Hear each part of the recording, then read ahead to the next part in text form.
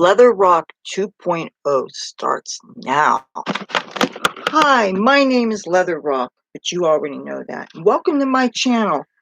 I think I owe you guys an explanation because I noticed that you know that I have not been on, and I want to tell you why. And Cassie has just left my room. Here, let's get a little bit closer to the back of the wall where the lighting is better.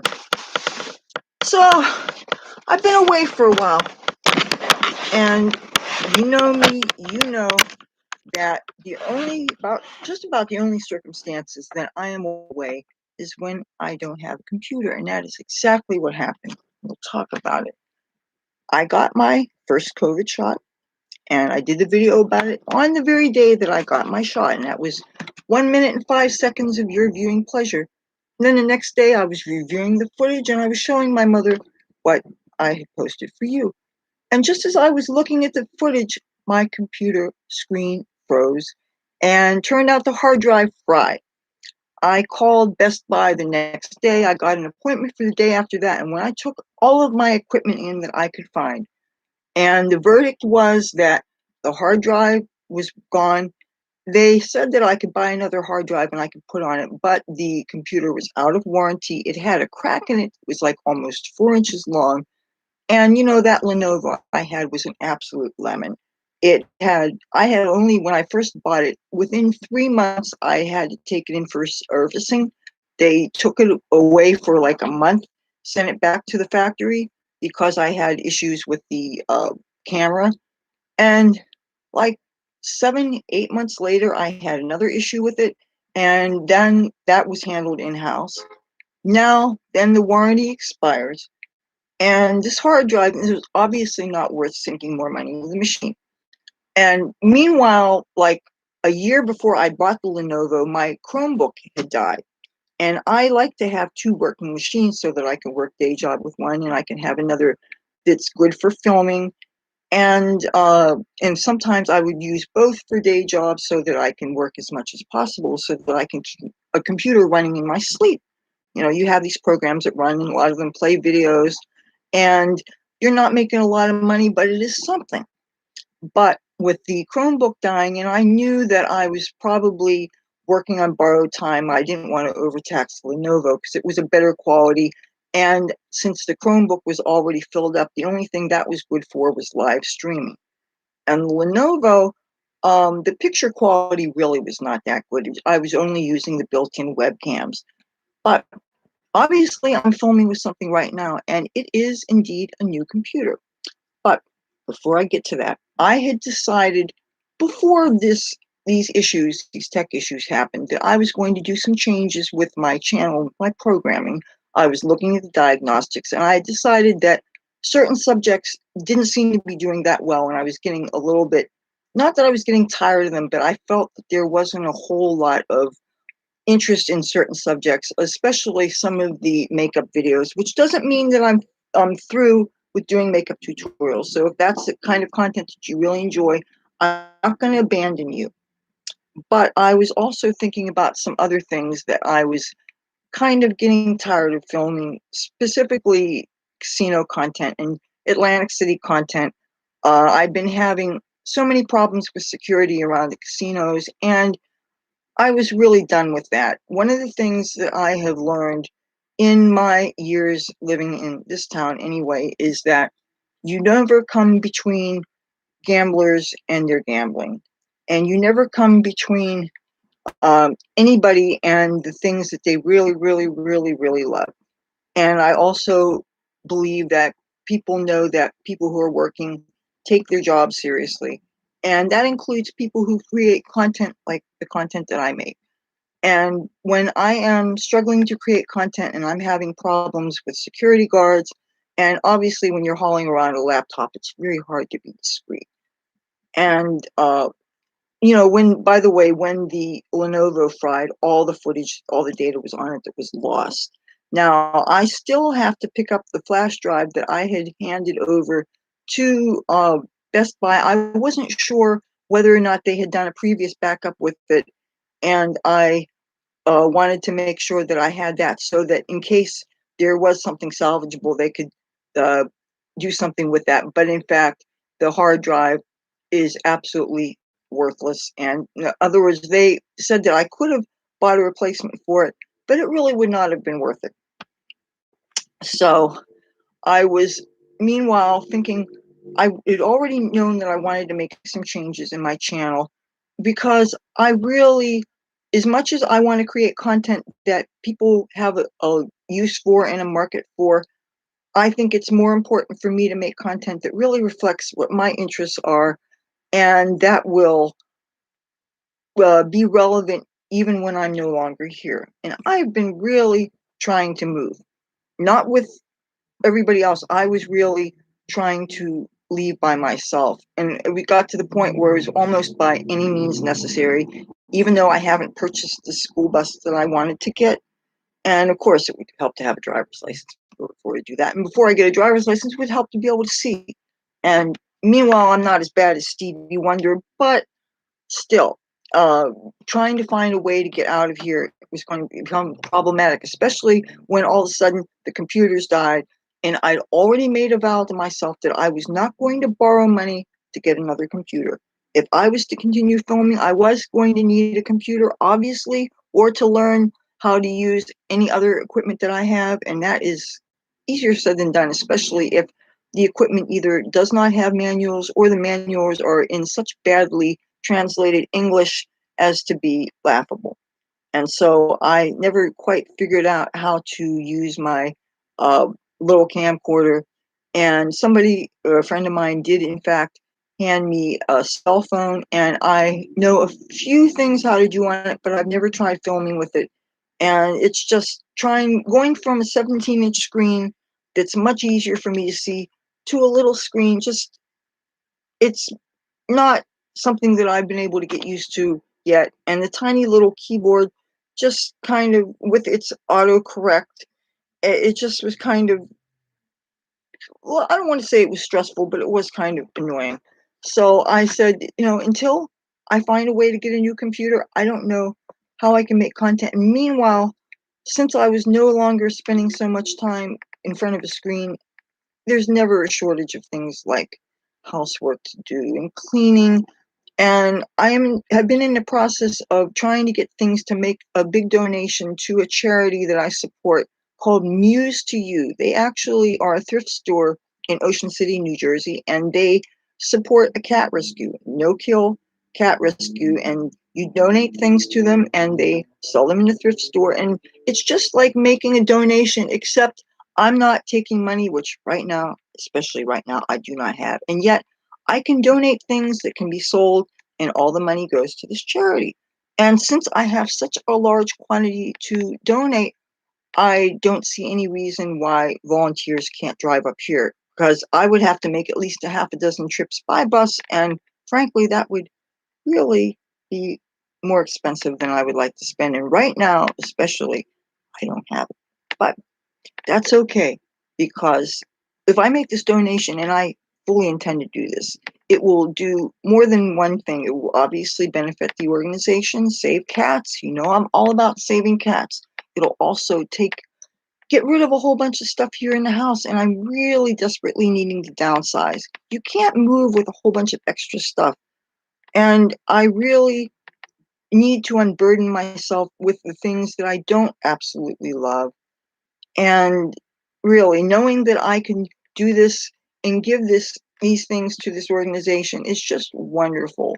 I'm really, really stoked about it. So while I was planning on doing this, then I'm thinking, how the heck am I going to get a computer? I've been searching for cash gigs and not being very successful at it. And a few people tried to tell me that there's no such thing as cash work here. Some very well-meaning gentlemen tried to tell me that there haven't been cash work in this town since the 70s. Well, I beg to differ. Somebody that I know very well, because he's somebody that I'm related to, has no shortage of cash gigs, and of course it's all in who you know. So, and I know it's very futile to compare oneself to other people, because we all have different skill sets, and we certainly all have different kinds of friends and circumstances. And it's never useful to compare yourself to other people. You can compete with oneself, and you can always improve. I can always improve. But trying to compare myself to other people is an exercise in futility. So I'm thinking, how the heck am I going to get another computer? And I didn't feel like dealing with the urban hell, which is the nearest library to me. And plus, with COVID, a lot of places were still closed up. And I just do not feel like dealing with a lot of urban drama, anything that's too close to what I have to deal with out my window, which is another reason why I really want to move. And so, and the dribs and drabs that I could eke out with my day job wasn't worth the stress of trying to do some of that at the library. And plus, the libraries, due to the COVID things, were only giving a half hour as of the last time I checked.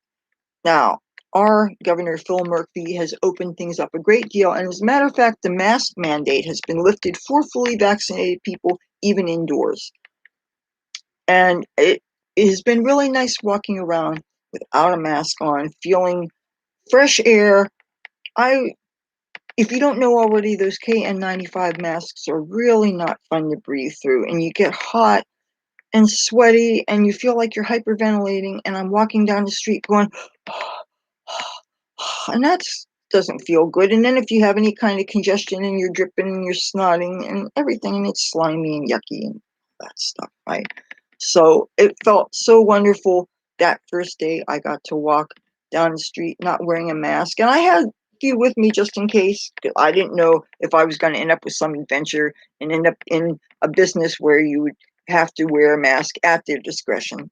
As law is where I am now, even though the mask mandate has been lifted, anybody if they want to, their place of business can set the rules they want. And if they would like people to wear masks, you wear a mask. You know? Even if you think it's just virtue signaling and you know that you already have been vaccinated, still, if wearing a mask makes people feel more comfortable, fine. And you don't know really who's vaccinated and who's not. And even if somebody tells you they are, you have no way of proving it. I have been choosing to bring my vaccine card and show off to people. And after a while, since the mask mandate's been lifted, I know among the circle of people that I know fairly well, a lot of people are getting the shot. My mother got her first shot. I'm very proud to report. I had been nagging her, and on one hand, they make it like it's easy to get. There's no excuse why you shouldn't be able to get the vaccine. They're starting to close down some of the mega sites and move the vaccine availability to smaller places, easier to get.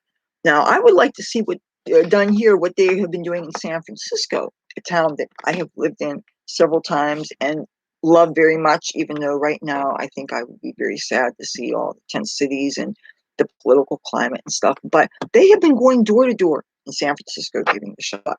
That's wonderful, especially for the homebound and the old people. And I was getting to the point thinking that that's what my mother was probably going to get. But here, I decided to really bug her and nag her. Char, how you doing? You see, I'm back. Thank you for joining my live stream, hon. Well, I bugged my mother and I gave her this Walgreens number. Matter of fact, there were a couple of different numbers for Walgreens, and she called one before and she got on one of those circular kind of menu things. And I thought that she wasn't going to be willing to hold on too long. I said, please give it at least 20 minutes because I felt really bad that I had the shot. My brother had the shot. My mother, who's 80 years old, she really needs a shot. She should have got the shot before her demon spawn did. Okay. So finally, I'm getting on her ass, right? And somebody answered. But then they put her on hold again, and my mother looked at me like, is this the same menu that I got before? And the thing is that I'm the one that has no patience on the phone. I'm the one that doesn't like making phone calls. I'm the one that doesn't enjoy these menus.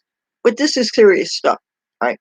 So anyway, they got to somebody else, and they said, well, which Walgreens, this wasn't local thing. This was a switchboard that was not even in the state of New Jersey.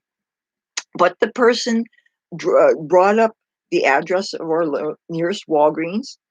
And then the nice person answered, And they said, yes, what time would you like to go? They had an appointment for the very next day for my mother. And my mother said, oh, can I come in at 4 o'clock? They said, you got it. Well, when my mother went to get her shot, don't you know, she was the only person that showed up that day. And my mother got the Pfizer, just like I did. She, just like myself, would never touch the Johnson and Johnson because of the chance of the blood clots. And we have a family history, a fatal family history of blood clots. We don't mess around. You know, my mother and I would not take it. My great grandmother died of a blood clot. It was a clot that was in a woman's leg and moved up to her lungs. So that's how my great grandmother died. So no, we don't want to take the Johnson & Johnson. Even though that's only 1 in 10,000, it's not a big high risk. And of course, I'm not a doctor. I would not purport to give medical advice. But that said, I would not, if you have a history of blood clots and, you know, like don't take the pill over 35 if you smoke, anything that would make that a higher risk. And my mother has heart failure. You know, you can't mess around with people like that. And she has varicose veins and all kinds of things. So, but my mother got her shot. Now, she got a little bit of soreness the second and third day, but she did not have any other side effects. My brother, he got the Johnson and Johnson. He had no problems whatsoever. And as a matter of fact, when he got the Johnson and Johnson, he got his at a CVS, and he said that they took his blood pressure and they gave him like a mini medical workup. So that was really wonderful. So my household is fully vaccinated, with the caveat that my mother has to get her second shot in 2 weeks, and I still have 2 weeks to go to wait for myself to be considered fully vaccinated. You got to give it time to kick in. And I really haven't been running around too much since that, because being without a computer and trying to move, I was kind of really depressed. So you're probably wondering how I ended up getting the computer, and that's what I'm about to tell you, because this is one of these stories that sounds like it's made for a screenplay. Well, I had decided, like I said, that I was not going to, I could have, if I wanted to, I could have borrowed from my bus fund, and I don't have enough to get the bus. I mean, you got it, the cheapest a school bus could probably be, I heard, was about 2 grand, but that's the cheapest of the expense of modifying a bus to make a house out of. You have to take the seats out of it. You have to add insulation to the roof. There's all kinds of electrical rewiring to do. I wanted to install some solar paneling to power as much of things as possible, but without adding, I don't want to use the kind of solar paneling that adds a lot of weight, because obviously the heavier the thing is, the worse the fuel mileage is going to be. I mean, I'm not a mechanic at all. I don't even remember how to drive. And like I said, right now, you wouldn't want me with my vision to be on the road with you. But so I have this fund and I'm not touching it. But the thing is, because it's not in a bank gathering interest, and since we are printing so much money now, the money is losing value. I understand since Joe Biden turned president, and especially with things like the Keystone oil pipeline being canceled and stuff, we have printed so much money, like 20% more money in circulation now, which means the money has even less value to it. So any money you have sitting around is just losing value anyway. So I'm not going to get my bus this month, obviously. Meanwhile, something really strange happened that I probably shouldn't get into too much, but let's just say I overheard that someone got themselves in a jam, and just at the start of their vacation that they'd been looking forward to for like 9 months. And apparently, people that have been waiting for their tax refunds, there has been a delay on them. Some people are waiting for their payment and counting on it and making, just hoping that the money would come in, and it didn't come in. And long story short, I'd overheard some things, and I'm thinking, there's something I can do to help, and I could give a loan. And I'm thinking, I know how I would feel if somebody was around and knew that I was going through something, and if they had a way to help me that would be absolutely painless to them, and if they chose not to do so, I would know how I would feel. And there I found myself in the same position, basically, that somebody I knew was in a jam, and between my mother and myself, there was something that could be done about it. And I am hardly a moralist, and I'm hardly a saint, obviously. And I probably had every reason to maybe have other concerns, but something, and I can't explain even why exactly, but some part of me said, you know what? Why don't I do this? That money isn't doing me any good. It's not enough to really do any good. And since I certainly wasn't borrowing the money from my computer, that would have been fiscally irresponsible.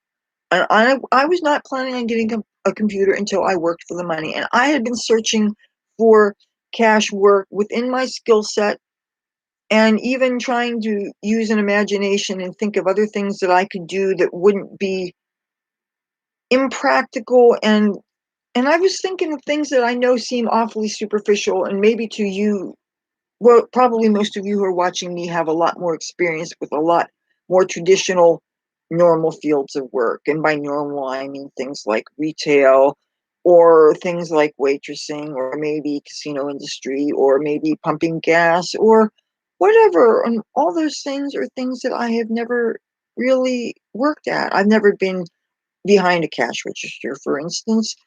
And anyway, all those occupations require valid photo ID, which I still do not have right now. I mean, I've had it in the past, but those things do tend to expire. And sometimes, if you live long enough, you will find that the forms of ID actually change. And what was once acceptable, sometimes in a couple of years, and all of a sudden, that's not acceptable. And it's a different thing that they want.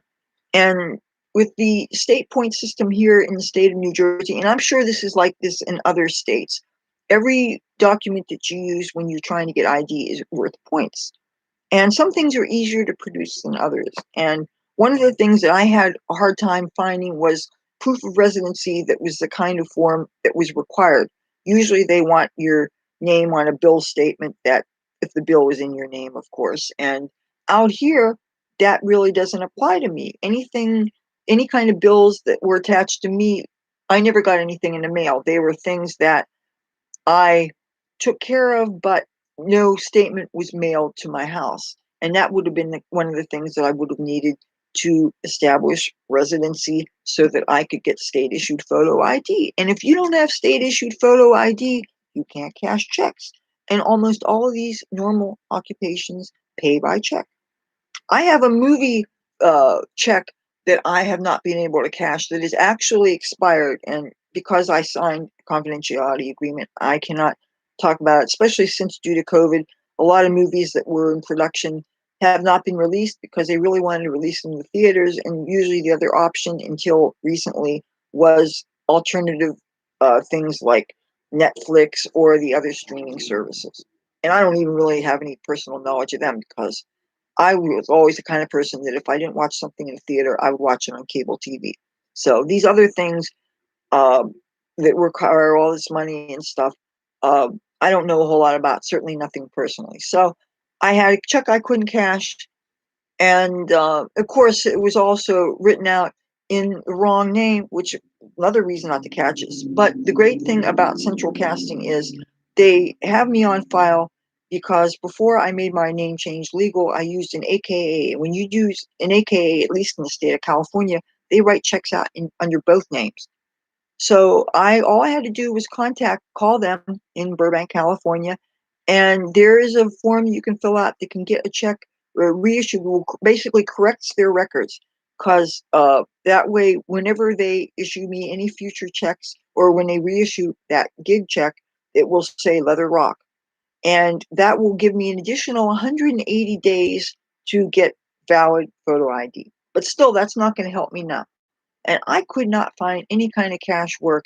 And it was just before things started to open up, and there was really nothing that interested me and that felt right.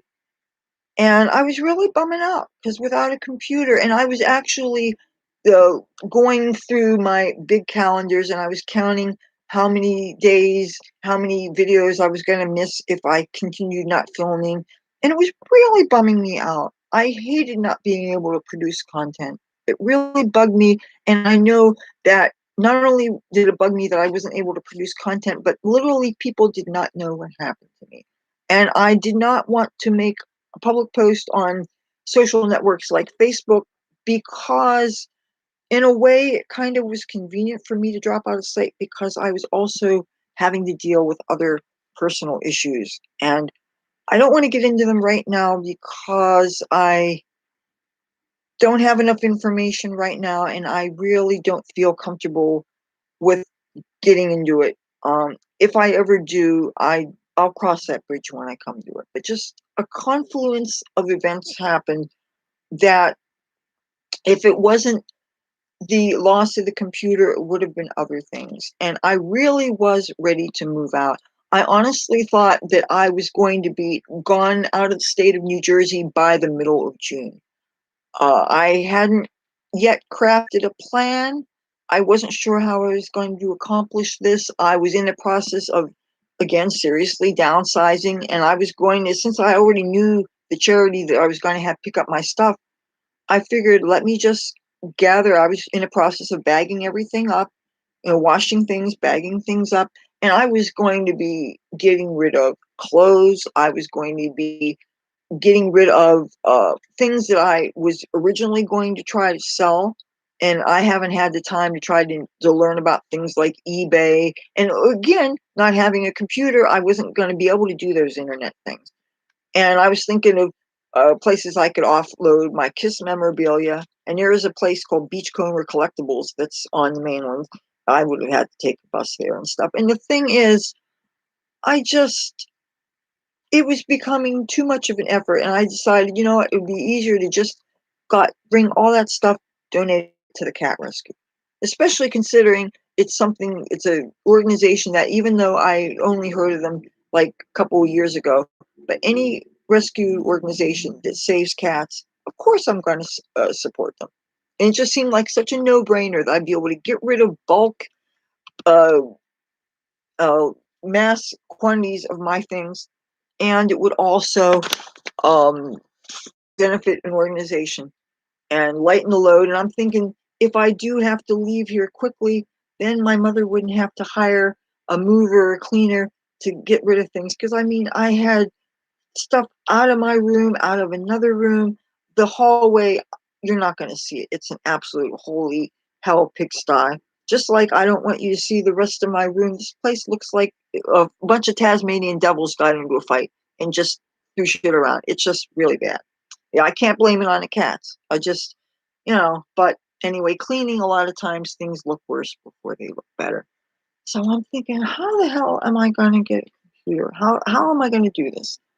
But it just so happened, oh, and I I really have to think about, and I didn't do a whole lot of prep for this. I had a lot of things to do today. And we had a thunderstorm just before I went. I had to unplug the power. I mean, I literally, I knew it was supposed to rain. I thought I heard the sound of the rain. I started to put my face up against the window glass, right? And a flash of lightning was really, really bright. And I have a phobia on lightnings. I backed away. The Weather Channel always says when the lightning and thunder's going on, stay away from windows. Because lightning goes kind of diagonal. And if you get close to a window, you don't want to be there. If what they say, when thunder roars, head indoors. That stuff is no joke. And you shouldn't even be running, washing your hands, running water. If the lightning strikes the house and you know that you're got your hands in water, you can get electrocuted real easy. You don't want to take a shower. Don't want to be a fool. What you do is you run water into a can, uh, dip your hands in, lather your hands, then pour the water from the can on your hand. That way, an electrical storm, you could still wash your hands. And if, God forbid, your house gets struck, you don't get fried.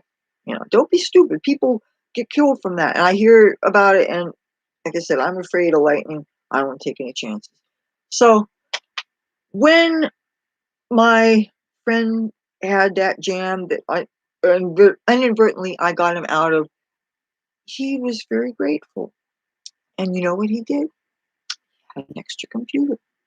He gave it to me, and that is what I am filming with. And this is a computer that was refurbished by a friend of his, has antivirus on it. The only thing is, for some reason, I can't get on my Hotmail account, which is my primary email address, because whenever I try to get on it, it seems to think it's still the computer that belongs to that other person. But either my mother, well, I can't do it. It'll have to be my mother. She is going to call the person that did the fixing of this computer. This guy really, he probably is good enough to work for Best Buy. Some people are just really, really, really handy with the tech.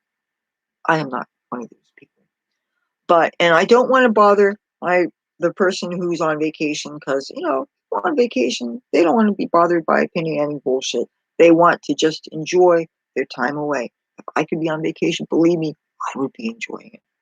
So that's how I got a computer without having to borrow from my bus fund. And the what I did between my mother and myself, helping this person out, they are going to give it back when you get back on vacation. And I know the person's good for it because I know they're good for it. So, and so far they're having a very, very happy vacation. The dude got to eat a couple of lobster rolls. Okay, enough said. Even though my mother said she didn't think I would like them, because that's the main kind of version. They has the cream and stuff on it. And while I love lobster, not the way they kill it, I don't think you should boil anything to death. I think that is barbaric. That's why I bet I haven't eaten lobster since, have I had lobster since 9/11? I don't think so. It's not the sort of thing, I mean, I don't go hang out at restaurants anyway. And boiling things to death, I think that's disgusting. You can kill lobster by taking skewers or awls and go and poking them in the eye. You do know that, right? So there is a way to kill them without boiling them to death. So if you're against animal torture, which you should be, that's how you should kill your lobster. All right. I couldn't not mention that. So I have a computer now, and I am so happy to be back on YouTube. It was really depressing me not being able to post. It really was, and I'm so glad to be back online. Tabby Boy ran under the bed. I couldn't do the. Maybe he'll make an appearance before I get off of here. I don't want to run too late tonight, though, because I'm really hungry and I could smell food, and I don't want to film while, if I eat a couple bites, I'll look like I'm pregnant, and I don't want to do that. I am going to, though, take this, and I'm going to move this to here, because I do want to show why I don't want to eat. If I eat, and I'm going to give a close-up of my belly ring for a friend of mine who really loves to look at my piercings. Oh, I'm going to do a little bit more mention of piercing. For those of you who are into body piercings, and you probably know that I have an instructional video on how to open up a captive bead ring if you need to get out, like if you need to make a medical appointment, or if you're a chick with titty rings and you're going to get a mammogram, they do prefer you to take your piercing out. And as a matter of fact, I had reason to change my rings out to put my bars back in. I have 12 gauge tongue bars in me, and so I had reason to use that trick again. So if any of you need to take out a captive bead ring, that trick that I made the video about really does work. I encourage you to try it. If you're, don't be afraid to. It really does work. I mean, obviously, don't cut your tender flesh off or do anything like that. Don't poke yourself. It can be used on probably any body part. I've been asked if it can be used on clitoral hood piercings. Yes, it can. Fellas can use them on their, well, I don't know how old the ages are of people watching this, but yes, you can use it. Even if you have to use littler scissors that are rounded, yes, you can use it. I'm trying to think of what else I wanted to cover. You know what? I'm actually going to go and get my notebook here. I feel like I'm cheating doing this, but I didn't do a whole lot of serious time prepping for this. I mostly put some things on the wall, and I listened to a little talk radio, but right now my stomach's really growling, so let me cheat by looking at my notebook to make sure that I don't forget anything. Oh, yes, there is something that I did forget. I wanted to show this when I first went on, in case anybody didn't know. On my channel, I support Israel, and I'm a little bit bummed out that Bibi Netanyahu is on his way out.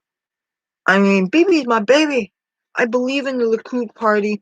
My understanding is that the United States and Israel's close friendship is not going to change. That's great. I don't want to get into too much commentary on President Biden right now because, well, no offense, but he is a Democrat and I'm not. But he's been doing some pretty cool things lately. I really like the public service announcement that he just did, encouraging people to get their shots. I know some of you are tired of hearing me harp on the shot issue, and I know that plenty of you have valid reasons for not getting it. Obviously, if you've gotten it already, you don't need it. I'm pretty sure that getting the vaccine when you've already been exposed might be superfluous, but I'm no Dr. Anthony Fauci. I don't have MD at my name. So maybe you should not even listen to me at all. But I'm glad to see public figures encouraging people to get the shot. I'm glad to hear what Joe Biden had to say. I thought he sounded very warm and empathetic, and he actually sounded like he hadn't hit his head recently. And I don't want to seem rude to him. By the way, I heard his wife just turned 70, and she looks very beautiful, and they do look really good together, and they're happy people. And you know what? I'm not going to shit in your cornflakes. Anybody that's been in love for that long and stuff, and considering his first wife died in a car crash, and how sad that must have been for him. I mean, even if you don't like somebody's politics, you can empathize when they go through tragedy. And then when his son died of brain cancer, come on. I can't even imagine how that must feel for a parent to lose a child like that. Okay, I'm going to move this to the side to give a better view, but I hope it just doesn't slide down here, because if this slides and it falls off, but then I could move this back here, and the lighting just is not as good. Oh, I'm going to show you that I do have, I use this as a floodlight. I'm going to show you this thing right here. I bounced that on the wall, hoping that it would show my hair color better. I don't think it's strong enough. I'm going to have to get some better lighting. But right now, that really can't be my priority. I still want to get the bus thing, but I'm going to have to get my vision checked. I'm going to have a bunch of medical things done. And I'm actually got a way to work on that, but I really don't want to talk about that now. But that when you don't have photo ID and you live in places like I do, you might find yourself having a whole bunch of practitioners that refuse to see you. And that is something that's been happening to me.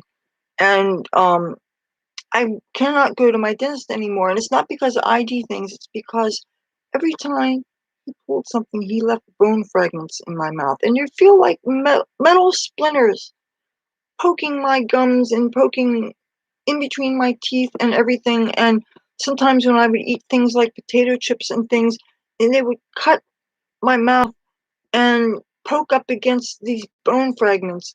And the dentist had referred me to a dental surgeon who doesn't even do dental surgery anymore. And then every other person I called would not see me because of the ID situation. And this is getting really fucking ridiculous, okay?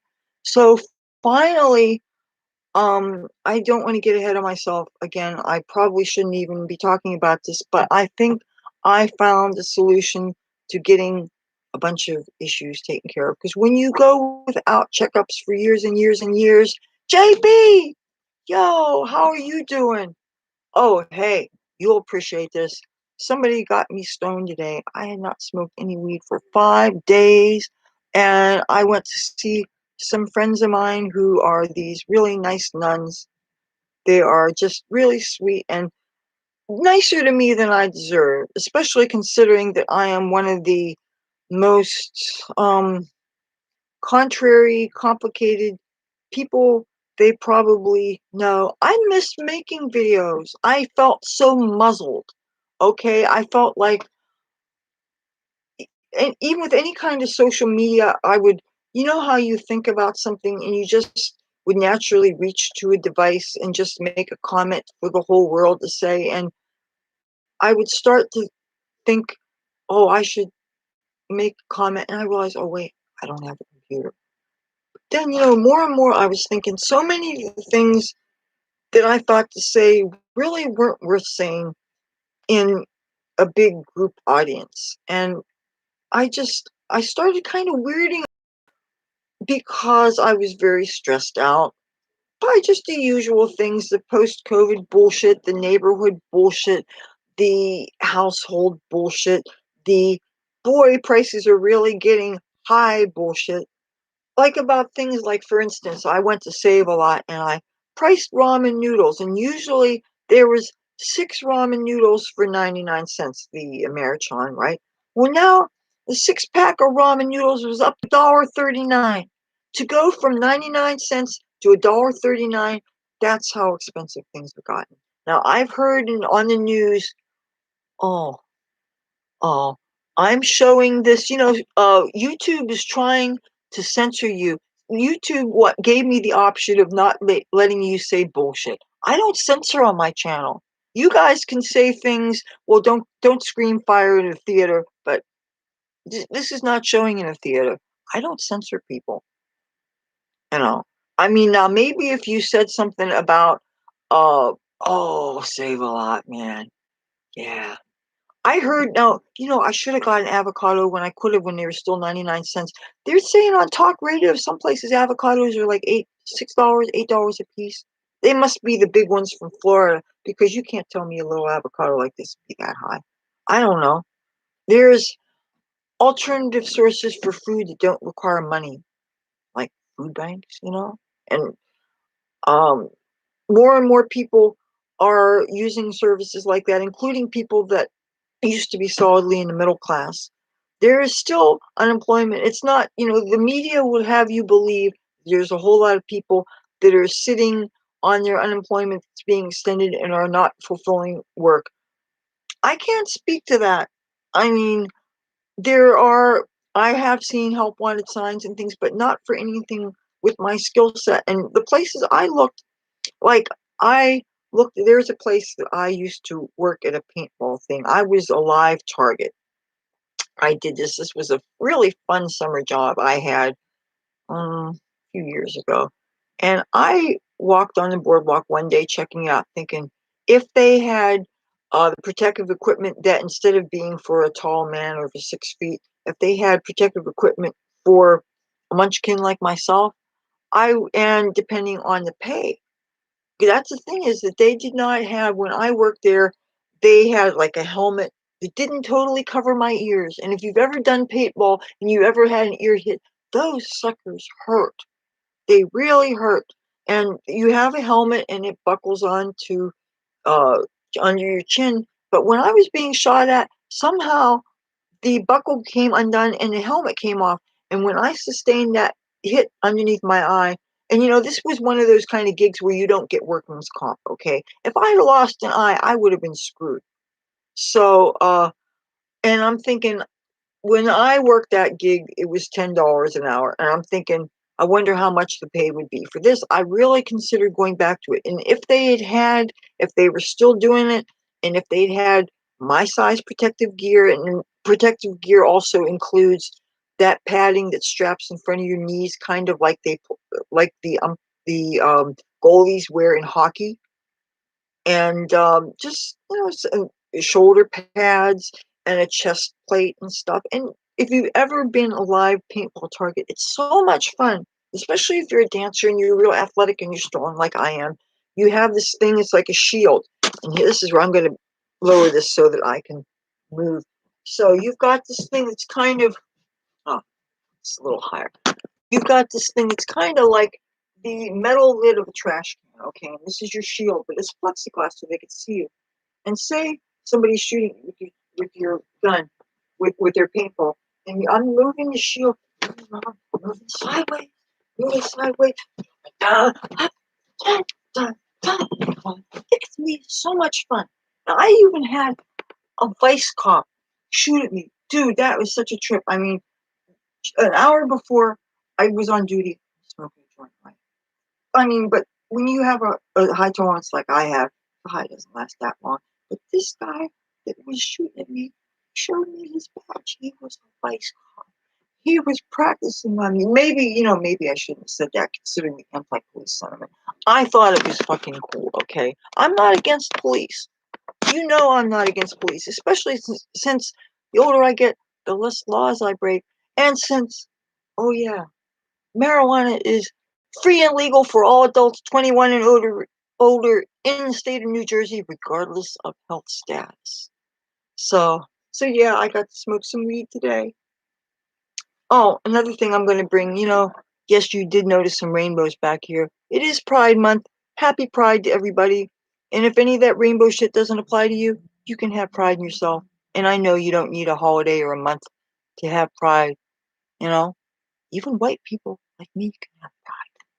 Did I say that? So, are you glad I'm back? I'm glad I'm back.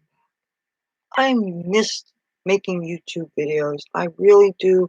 I missed being in contact with the outside world. There are people who honestly did not know where I was, and it felt, you haven't smoked weed in 3 months? Oh, God. I'm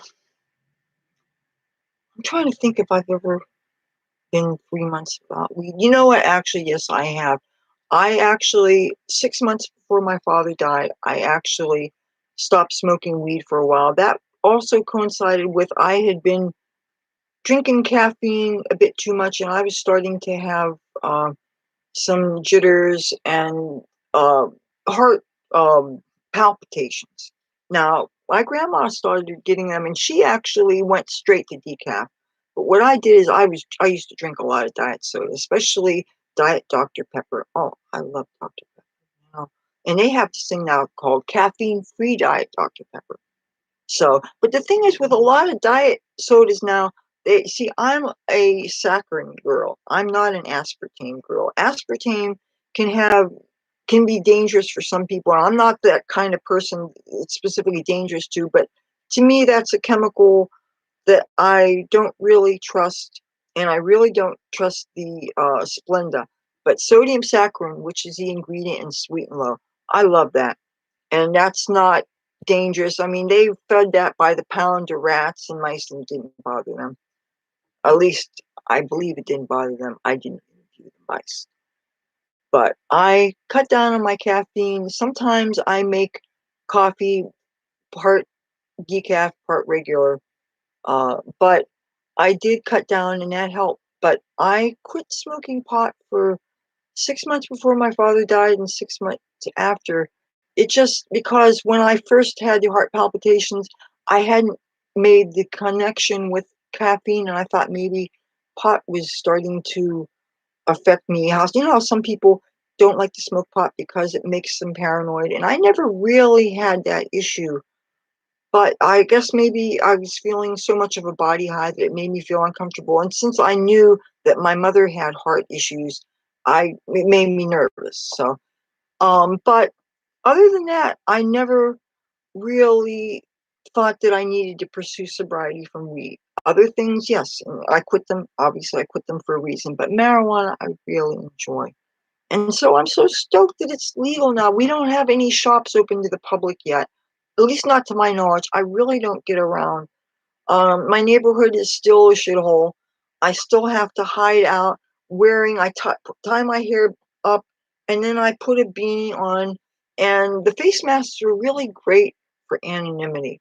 If I put the beanie down over my eyebrows, and then I put the face mask on, and if I decide not to wear makeup, and I put the face mask on and the beanie on, and if, say, I'm only going to a place where nobody really knows me and I'm just there to get something and come back, and I need to be in hiding because I don't want the dealers and the gangs and the people that have made threats against this house and made threats against me because somehow they must know that I don't like uh, yeah, I heard they may have opened up the dance floor again, but last weekend the thunder and lightning and stuff, and it was practically a washout. And I won't walk out there in the thunder and lightning. And then even if it's not thunder and lightning, the boardwalk gets so slippery, especially if it's not a really, really old part of it. And I've slipped and fallen on my butt before on the boardwalk, and the drunks do it all the time. So I didn't go out. I missed Memorial Day. And then the actual Memorial Day, certain places that I will not name that should have been closed out of respect opened anyway. And there was a bunch of ghetto bullshit outside, and the people totally acted like they forgot that it was a holiday where we remember our war dead. Memorial Day, by the way, is not also a day to memorialize the people that died from COVID-19. Memorial Day is for our veterans, the people who fought and died so that we can be free. It's really not a day just to have picnics, your hot dogs and your hamburgers and your potato salad. Memorial Day, and yes, you can do those things, but it was a day to really think about the people who, if we didn't have people like this guy, think about the flag, think about our freedoms, even though those of us on social media do not have all the freedoms that we could if Silicon Valley was not overrun by leftists that are trying to have these Marxist ideologies like the critical race theory that basically says that, I'm a white person. You could tell that. I mean, I'm about as white as you can get. And because I'm white, now I'm lucky I'm a female. I'm a cisgender female. And for you people who don't know, cisgender doesn't mean I used to be a he. Cis just means you are the person, you are what you appear. Okay. Unless you're going to be one of those assholes that thinks because I wear a lot of makeup, maybe I'm not a girl. But come on, don't be funny. So, anyway, this critical race theory says that you have a hierarchy of victimhood, and depending on how many ways that you could say that you have a disadvantage because of how you are a victim, it's almost like you score brownie points for the ways that you're a victim, and that's called intersectionality. But and there is a top supposedly oh, what's the word I'm looking for? I only had 3 hours of sleep last night. I got up really early to make some social and other appointments today, and my mother and I were talking until 3 a.m. last night, just talking about. She was talking about what she thought of her experience working in casinos, and I was talking about my experience as a school kid and the ways in which I felt different. And so much of it was because I was the daughter of a high school English teacher who had straight A's, and having that kind of competition every day, every time report card time rolls around, the pressure was real because when your mom was a straight A student and she says, if you come home with anything less than a B, don't bother coming home. That kind of sucked in a way growing up, but I was very grateful for it because my mother and father expect nothing but the best from me. Well, my father was glad that I was in school, but my mom, she was real strict. But if you like your freedom, thank a veteran. If you like your safety, thank a police officer. Really, they won't bite. I mean, don't get rush up on them. They might think that you're about to hurt them, and they shouldn't have to feel that way. I mean, what is wrong with this picture that police sometimes, when you go to talk to them, they sometimes roll up their windows because they do not know what's in people's hearts. When you see what was going on and what is going on in New York City, remember the people were dumping water on police and throwing things at them, and people do terrible things to our police. And people that are saying that they want to have zones where the police can't go or they want to defund the police. And these are oftentimes the same people that end up calling 911 when they are in some kind of danger. The morale is very low for our police, and that really sucks. And so I feel really bad for them. And the thing is, I was a kid that didn't care for police that much. Most of us were. And the thing is, there have been times when I have gotten jacked up by cops before, not a lot, but it was almost never when I was by myself. It was always because there was a group of people, and I saw a group of my friends on a Saturday night in Hollywood, and there was a bunch of us on Hollywood and Wilcox, if you know Los Angeles. And don't you know, a couple cop cars pulled up, and they put the guns on us, and they said, face against the concrete. And you know, cops tell you to put your face against the concrete. Just do what the cops ask. All these thugs that are being celebrated in the media, they're probably going to create churches named after them. You know, I mean, you want a quick way to get your family to an audience with the current president of the United States. Be a dirtball criminal and get killed, and your family will get invited to the White House. And then we have these great athletes that love China so much, and I'm not going to name names. LeBron James, and they are all love China, hate cops, don't want to say anything in interviews to get China pissed off. Don't ever say something like Taiwan's a country, even though it is. I mean, what's wrong with this picture? You cannot speak the truth. Hey, I'm glad that we can finally say, guess what? That virus, the Wuhan China virus, COVID-19, most likely escaped from the lab. It doesn't take, you don't need a fucking 40 IQ to figure that out. People were saying that from the beginning. President Donald J. Trump was positing that from the beginning. I believe now even Dr. Anthony Fauci is saying that it's not impossible. And one thing, I don't say a whole lot of good things about the current occupier in chief, but I'll say something else that might blow you Democrats' minds. President Joe Biden actually did say that he wanted a full investigation on just how that virus escaped China, the cover up of the Chinese government. I'm sure he kind of said it in a careful way because, you know, you have to talk carefully. You can't seem to be dissing China. Oh, and another thing that I wasn't going to admit this to you. I tell my mother pretty much a lot of my heart, okay? And I try to, a lot of times I tell her things I'm thinking, you know what? If my Republican friends heard this, they'd probably want to take my GOP card away. But I have to say this.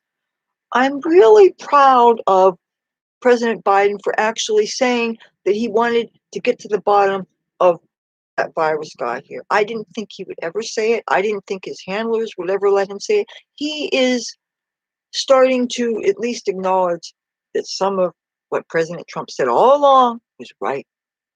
I mean, I wish that he would thank him by name. He would only say the Republican president. I mean, come on, Joe. You could say President Trump, it won't kill you. You think Nancy Pelosi's gonna bitch slap you just because you give a few kudos, a little bit of respect to Trump? But, you know, we shouldn't hold our breath, should we? So, bottom line, I'm back online, and I thought it was really important for me to let you know why. And I still want to get another computer so that I can work with and do things. I haven't tried the editor with this or anything. Live streams are pretty much idiot-proof ways of filming. I have my new ring light on. I also have a clip-on webcam. I'm trying to see where it is right now. I can show you, and I can see they're playing that gangster rap outside. I have the window totally shut. Man, it is so humid from that rainstorm. I feel like I'm having a hot flash. I don't know that that's possible, but I don't know. Like I said, I'm not a medical doctor. But this actually is my much better webcam. This is the C90 by Logitech. And the thing is, I've only used this twice. The main reason why that is because when I used it, it photographed my hair absolutely blue, like electric blue. And my hair is purple, it's not blue. And it just drives me crazy when my hair color is not rendered properly. Now this, because I'm not bouncing the light against it now, this will look better if I put some light here, but I obviously need to do my roots. But my hair still is not really brushed out and stuff, as you can see. I deliberately didn't mess with it too much. I keep my hair tied up even when I sleep so that when I take it down, it looks. You know what? Nancy Pelosi is a beautiful woman. She is, I don't know if she's 60 something, she's 70. Again, I shouldn't be saying this to you. My Democrats are probably, I mean, my Republican friends might very well not speak to me anymore. So it's, that's so sad. Why is it that we as a society or as Americans or so many of us feel that we can't speak honestly even about people that maybe we don't normally find favorably because we're going to somehow seem less cool because we're not following the party line?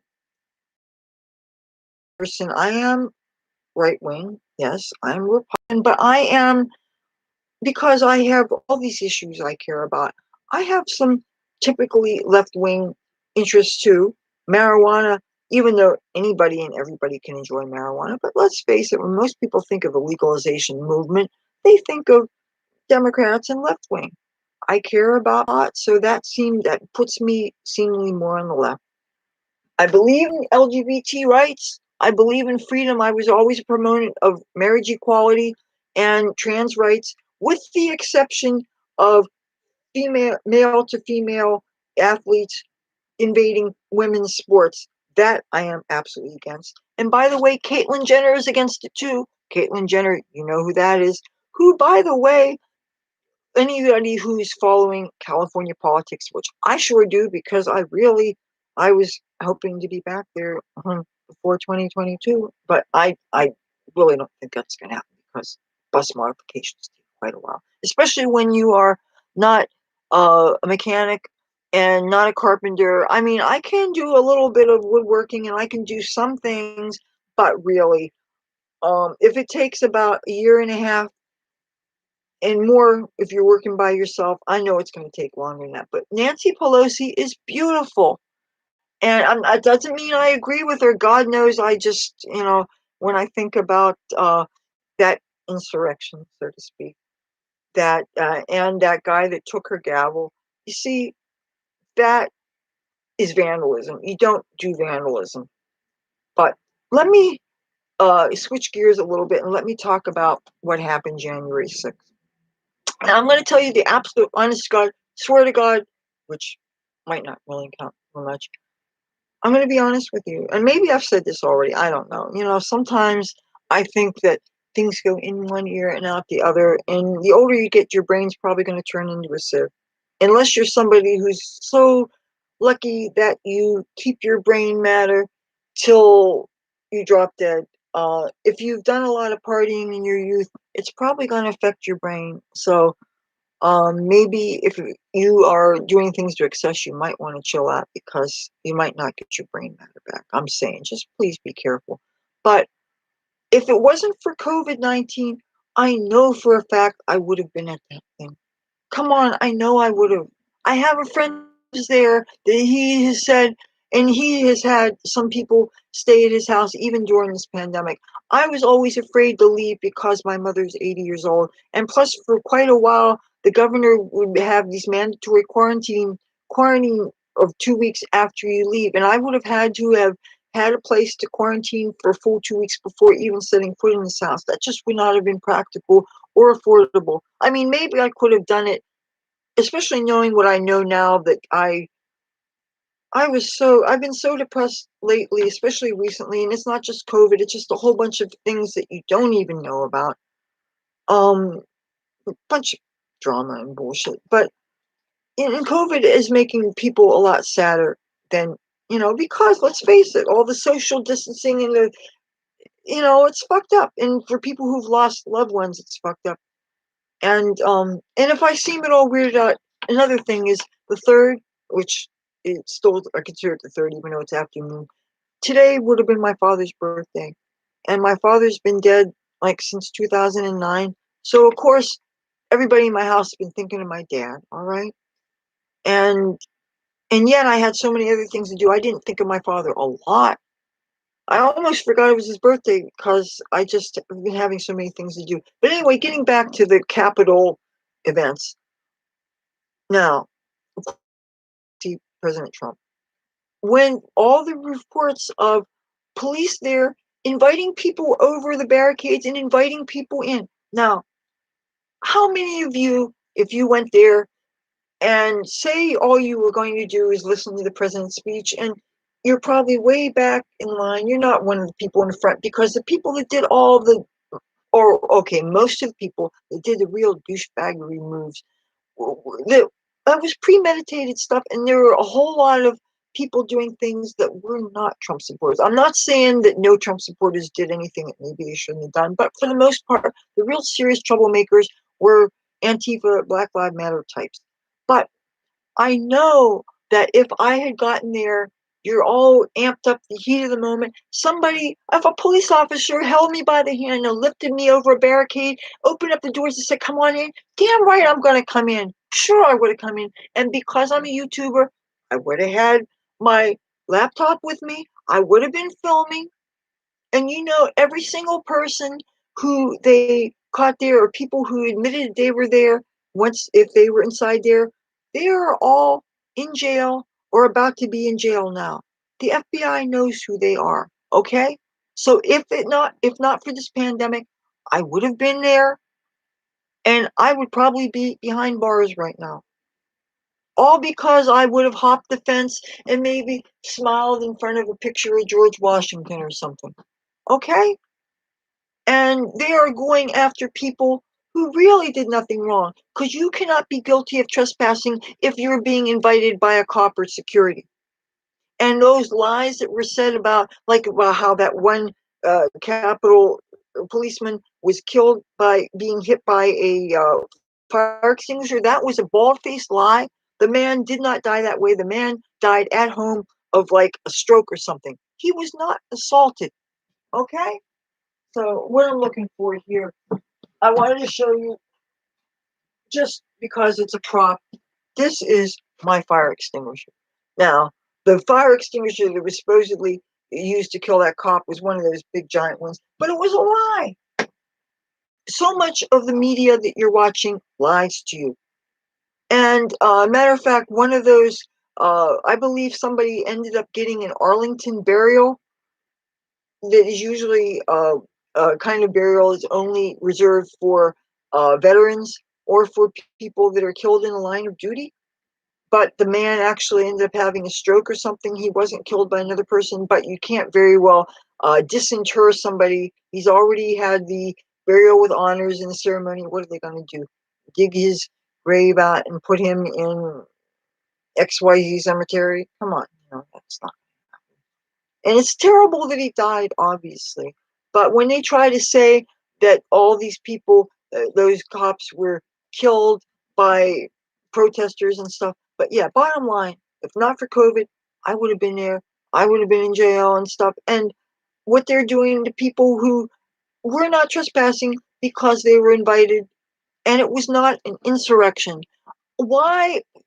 I know that other talk show people and stuff have covered it, but why is it that nobody bats an eye about the unmasked gangs running around for Black Lives Matter, protesting those killings of thugs, which frankly, George Floyd fanatics, if that guy was not going around passing fake $20 bills, all amped out on fentanyl, selling drugs, and committing petty theft and stuff, he wouldn't have invoked the attention of the police. And as far as now, there's so many people, I don't remember all their names. I don't fucking care who these idiots are. The guy who was being called 911 because he was about to try to rape this woman who he'd been raping repeatedly, and he ended up getting killed by a cop. Or maybe he wasn't killed, maybe he's just in a wheelchair. Hello? The fucker was a rapist. Why are so many people celebrating thugs, rapists, domestic abusers, counterfeiters, fentanyl sellers, heroin sellers? Why don't they pick better heroes. Come on, man.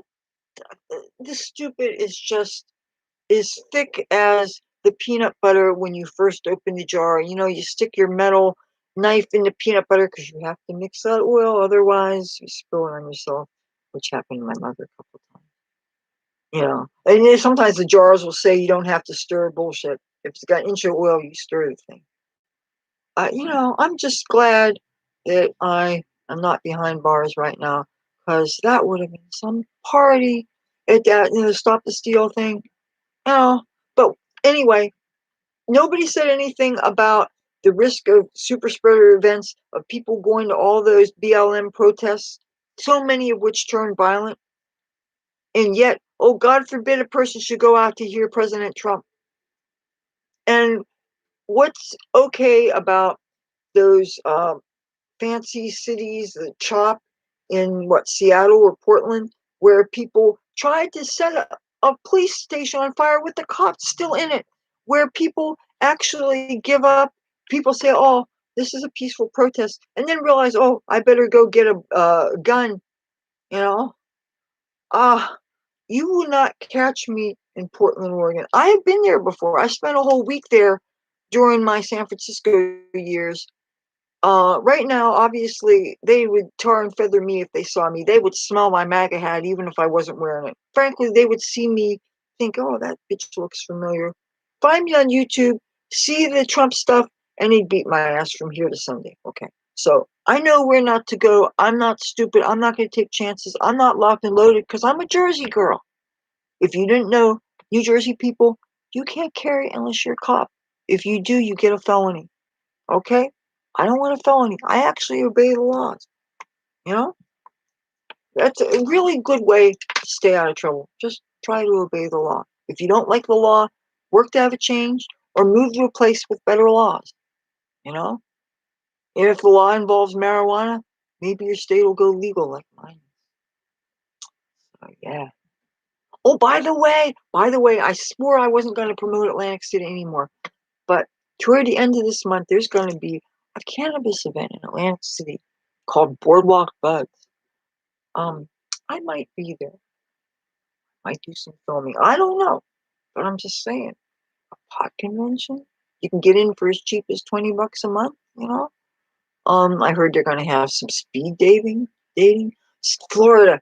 I keep on hearing great things about Florida. I love your governor, DeSantis. That man, if he is exciting, he is what he is doing for your economy. I like to hear him speak. I like how he is loyal to President Trump. I like DeSantis. And you know what? I bet I would love your Florida weather. Of course, you have to spend so much money on air conditioning, don't you? And I don't like alligators or crocodiles. Speed dating, I've never done, okay? But it's something where it's usually in a nightclub or something, and you have like musical chairs. You sit down and you have like 2 minutes to get to know somebody and talk and say whatever you could say really quickly. And I think everybody has a number, and you have a scorecard. And in the end, you decide who you like the best, if you like anybody, and then you find out if anybody matches. If, say, you like number two and number two likes you, then I think you get a chance to exchange digits or talk a little bit more or something. But it's a real quick way to do some dating. uh well, I've heard. Now, what is it that Florida has? Is it alligators or is it crocodiles? I used to know this stuff. I'm telling you, my brain is turned into such a sieve. My mother used to watch a whole lot of Animal Planet. Well, we haven't had cable TV since last March. Oh, they eat babies, though. Didn't Disney cover up one time? A family was walking on a walkway toward inside Disney somewhere, and an alligator ate a baby. And oh, I am sick thinking about it. They can eat pets. I would run if I saw a gator. I would run if I saw a crocodile. Anything like that. You know, I would have no problems wearing crocodile leather. I would have no problems eating crocodile or eating alligator. I would eat them, and I have eaten them. Uh, well, that's disgusting that they covered it up. I know, and I've heard that the Disney properties are so expensive. I've been to Anaheim, California, and I even forget which one's Walt Disney World and which one's Walt Disneyland. It's ridiculous, but they are so expensive, and but I would be so afraid. I would be so. They covered it up. I can understand they don't want the bad publicity, but and I don't know how you engineer a way to keep them from getting access to the areas. Uh, well, reason why I call it a cover up is that you see, and since if you live down there, you probably have much better news about Florida, obviously, than other people would. But from what my memory was, it was just a very brief blurb, and then nothing more was said about it. And I could understand that they wouldn't want it to be front page news everywhere because then families might be afraid to go, and that would affect their bottom line. I understand that. But and I don't know enough about the physiology of any of those animals. I don't know if you can create effective barricades to keep them from climbing out onto pedestrian walkways or any place where people might be walking. Uh, and I would think that for a property, an organization that is as flush as the Disney company, I would think they would be able to design barricades that those creatures can't get through so that more people and children and pets can't get hurt. And I think it would be worth the investment because that's the one thing that would definitely make me nervous. Like if I was really close to a swamp or something. Oh, and I also heard that there are flying cockroaches that are really, really big. But one of the things that I wish I got to experience when my mother went there a few times with her mother, and they used to get this orange oil. It came in a plastic orange about this big and had a little vial of orange perfume or oil or something, and it smelled so good. This stuff, I mean, it was heavenly. It was, and it could be had for real, real cheap, like under $2 for a thing. But she says that she hasn't heard that it was for sale, and I'm thinking they should still have this for sale. It was absolutely intoxicatingly delicious smelling, and man, I wish I knew how to get my hands on some of that. My mother doesn't wear fragrances. She kind of has that environmental illness kind of thing where most fragrances give her some kind of headache, but that's the sort of thing that she would really love. And if I ever went there, I would love to check it out. I also heard that Florida was the lightning strike capital of America. That would make me nervous. I am, like I said, definitely afraid of lightning. And I understand that sometimes lightning strikes can happen on an absolute clear sunny day.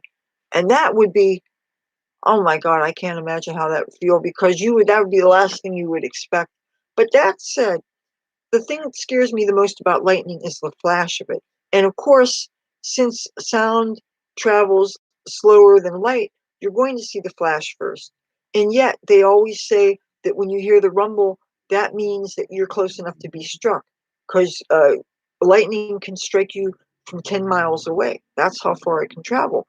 And meanwhile, one of the things that scares me about lightning is if it's dark enough so that you could see the light, when you see it in the distance, that is scary.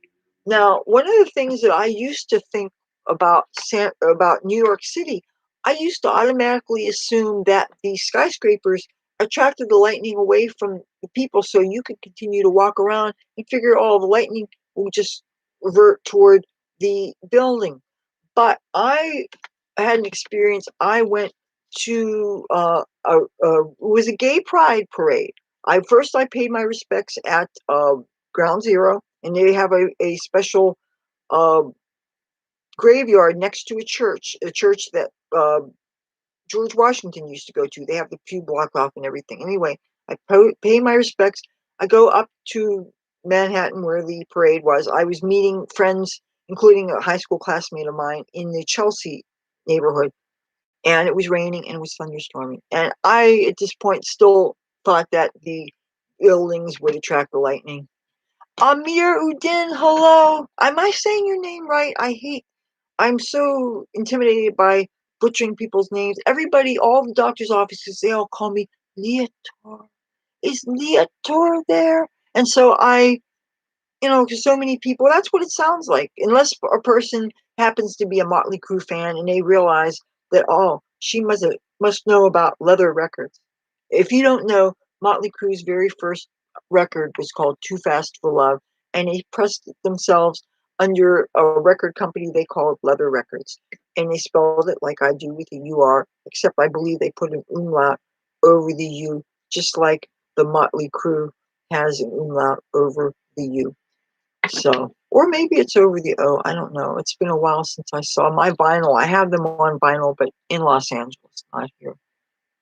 But anyway, after I had gotten out of New York City that day, I emailed the Weather Channel when I got home, and they said, no, you always go inside. I mean, the marchers were marching in the parade while this was going on, and I had this real conflicted feeling like, isn't this dangerous? But nobody else seemed scared. I mean, people were holding on to those metal poles that hold up the awnings that are oftentimes the entrances to these apartment buildings and stuff. And people were just so into the parade while the rain and stuff was going on. Nobody had any fear. But when I emailed the Weather Channel and they said, no, as soon as it happens, stay inside, that the skyscrapers will not protect you, even though I'm sure they all have lightning rods and stuff. Uh, but another thing about lightning is when it does hit a tree or hits the ground, then it can travel along the ground. And so even though you may be, say, 30 feet from that tree, 30 feet from that chain link fence, the current can travel along the ground and it can still hurt you. So and the ground gets wet, right? So I'm really glad that I did all my errands today before the rain. The rain was pretty hard this morning. And just as I was getting ready to go to see my Catholic nun friends, and they were so happy to see me. They're just the sweetest, most loving people, the most generous people that are all about serving other people. They're very sincere.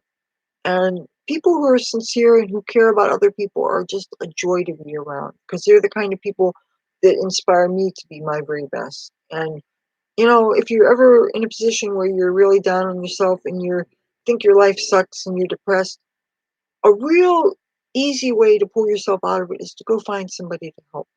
That's true. It really is. And today I realized I was wrong about something. I had been thinking that I hate this town. This town's so weird.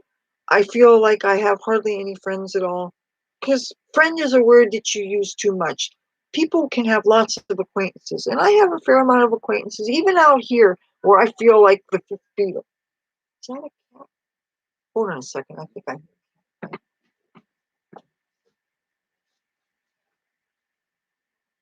No, sorry. I think it's screaming banshees across the street. So anyway, I'm about losing my train of thought here, and I'm not stoned. I mean, I was stoned earlier. Boy, my friend had really good weed. But anyway, I realized I was wrong about a few things. When I went to see the sisters, I ran into some people who I've known for quite a long time, who I only see maybe 3 times a year, especially with the pandemic. There are people who were in northern New Jersey. I knew a few people that actually got sober for a while and they were in Pleasantville and stuff. And so I have not been in any kind of social loop at all for almost 2 years. And it's easy to feel really depressed when you feel you're stuck in an area with very little opportunities. And that's how I feel about this town. And especially when I'm trying to uh, make my content in peace and not be impeded by asshole security guards. Like I was having security guards in some of the casinos that were trying to keep me from filming when I wasn't anywhere near the casino, when I was near art installations. Since when is it illegal to photograph a wall mural? I didn't, when I film in public, I try my best not to get people in the frame. I was not filming well, at least at the time, I was not filming on the casino floor. I was filming like the lobby and different things that are beautiful public areas. And I had this one grouchy security guard that was like half my age, and she was telling me that, oh yes, everybody must get stoned. And I have 212 joints in my body and not a single one in my pocket. But I do have a real bitchin' red, white, and blue American flag lighter that was actually given to me by one of my YouTube viewers who wanted to give a tip to one of my friends who plays guitar here on the boardwalk. And she got that to break money to give him. By the way, speaking of making money playing guitar on the boardwalk, the Mercantile is back in force now. If you thought that you were going to be able to go there and make money doing a little soft shoe or singing or playing your guitar or something, better have a license for it. Because if you don't and Mercantile gets you, they will hassle you, and it's not worth it. And you can't really relax and get into performing if you're always uh, um, if you're, oh yeah, I know that he does the song, but I'm just saying, as far as everybody must get stoned, yes, I agree. But it's really hard to find, especially if you don't want to really be spending a lot of money on it, or if you don't want to spend any money at all, or if you want to do tradables and stuff. It's not, here is not like California. Or maybe I say that because I mostly know California people.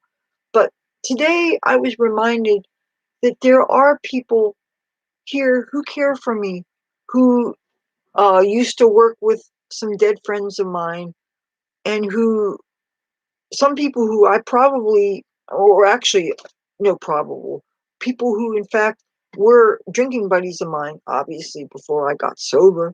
I've been sober since 2004, so alcohol is really far from being a part of my life. And I'm very proud to say that I've stayed sober through this pandemic. There have been a few times, though, I will confess, this past month, where I was so stressed out, and only some of it was due to not having a computer, but that was obviously a big part of it.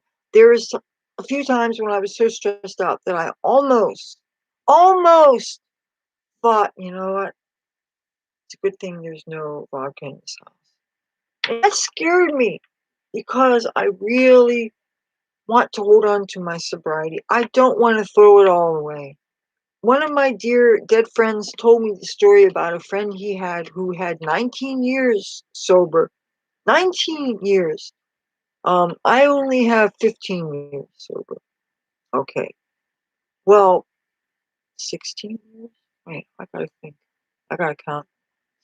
Yeah, 16, 17 years, I guess. I got 17 years, I think. November 3rd, 2004, or excuse me, no, November 19th, 2004 is my sober date. November 19th, 2001 is my clean date. I'm sure I mentioned this. Anyway, yeah, this friend of his got 19 years, and one day, um, I don't need to wear a mask in my own home. That's ridiculous. And it's very hard for me to talk. And also, that kind of mask slips over my head. It will rip my earrings out. It will get tangled in my hair. My hair has hairspray in it. My hair has tangles in it, and it's going to pull my hair out. So I'd rather, and it's going to smear my lipstick. Well, look at the kind of lipstick I'm wearing. You see that? It's not dry lipstick. If I put a mask on, it's going to smear all over my face, and I choose not to do that. So if it's okay with you, I'm not going to put the mask on. Okay? Now, let me get back to what I was saying. Yeah, they started to do the street performance bullshit in Venice Beach, California. They even started issuing, they did a 1-2 punch to hit the homeless community. First of all, they started threatening to issue fines to people that would give money to homeless people. If somebody was begging, or even if they didn't ask for money, if you were caught giving money to somebody on the street, you would get a fine. Then they decided to wait. If you really wanted a panhandle, you could, but you had to buy a license. And they were selling the licenses. it was several $100s and it was only good for a year. But it could be worth it if you were really a hustler and a real good trucker and driver or something. And I knew people that supported themselves that way. Excuse me. I never did. Matter of fact, I always walked away because I mean, I was working in films and television even while I was still hanging out with the gutter punks and the goths and stuff. But I was stage dancing, and then once I discovered being a movie extra and stuff, which it's not something you discover, it's usually something that people discover you.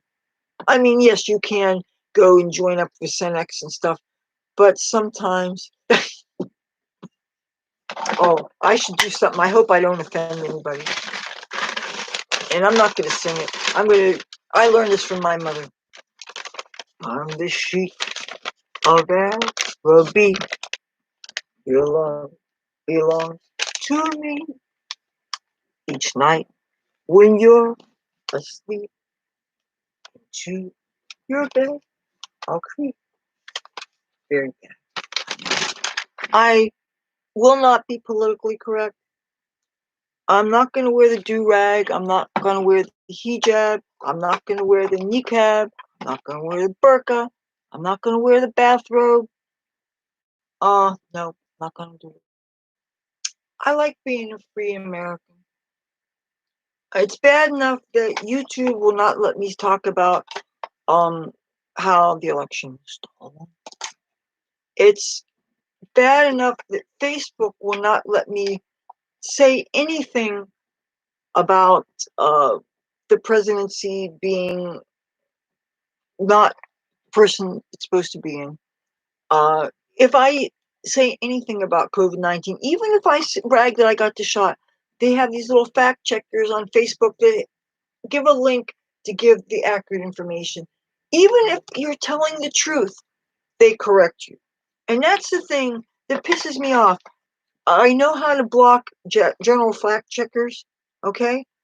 And how is it they manage to, if it's a post directed only to people on your friends list, how is it that it still knows what you're talking about and tries to keep you from saying what you want to say? Oh, and there's something else before I close.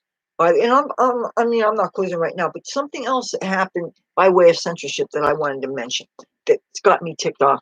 I have a video that I made in February where I was on the boardwalk, and there was a bunch of demonstrators that were trying to trying to paint the Black Lives Matter slogan on the boardwalk. And I showed up, hopefully with a bunch of other people there to try to intimidate them out of doing it, but not get my ass kicked in the meantime. But just so happens that there were enough people there that prevented them from doing it. But there was a counter demonstration, and I was carrying a sign, but I didn't want them to see it. And this is a sign that I didn't want them to see. Okay. And they were saying, "What's your sign say?" And I was carrying it like this because, I didn't want problems. And they said, "I know you heard me." Well, what do you think would have happened if I would have shown the sign? And all their signs were all anti-police, okay, and Black Lives Matter kind of thing. Yeah, the Antifa fuckheads, the BLM bastards. But yeah, but what happened after I made that video? Now when you upload videos to YouTube, of course they tell you all the rules and stuff. But they say that just because everything checks out, it doesn't mean that that's the final word. Well, last month, just after the computer fried, I found out that YouTube flagged that video and flagged me for being a spammer because of one of the links that I put in my show notes. And at first I thought they actually took the whole video down. And that's what matter of fact, I thought they'd done. And I'm thinking, wait a minute. The only reason why they did that is because somebody probably didn't like my subject matter. Because isn't it funny? I put links on most videos in the show notes if I have time to do so. And they decided of all the videos to target that one where I brag about the city intimidating and keeping people from defacing the boardwalk. And the thing is, there is a law. You cannot paint on the Atlantic City Boardwalk. The Atlantic City Boardwalk is on the National Register of Historic Places. Atlantic City Boardwalk was, I believe, one of, if not the only boardwalk. And the reason why it's spelled with a capital B is because one of the inventors, his name was Boardman. That's the truth. Almost all other boardwalks, and many of which aren't even made of wood, some of them are made of concrete, like the Strand in Venice Beach. So yes, the boardwalk is a protected place. And when I was flagged as a spammer, and now just like if I try to talk about something prohibited, like if I talk about how much I love Mike Lindell and about how I admire him for going after Dominion because, well, I admire the guy. You know, if I could afford his My Pillows, I'd be wearing them. As a matter of fact, I would like to get, if this exists, I want a cardboard cutout of Mike Lindell. Let me stand back here so we could see like how tall I am. Okay, this is my set. Imagine if I had a cardboard cutout of him. I think that would be so rad on my set. I wouldn't every day. I'm still playing around with my set. I really needed to change from what it looked like before. I really wanted to do a revamping of some of the subject matter that I'm covering because I wanted to do less casino content.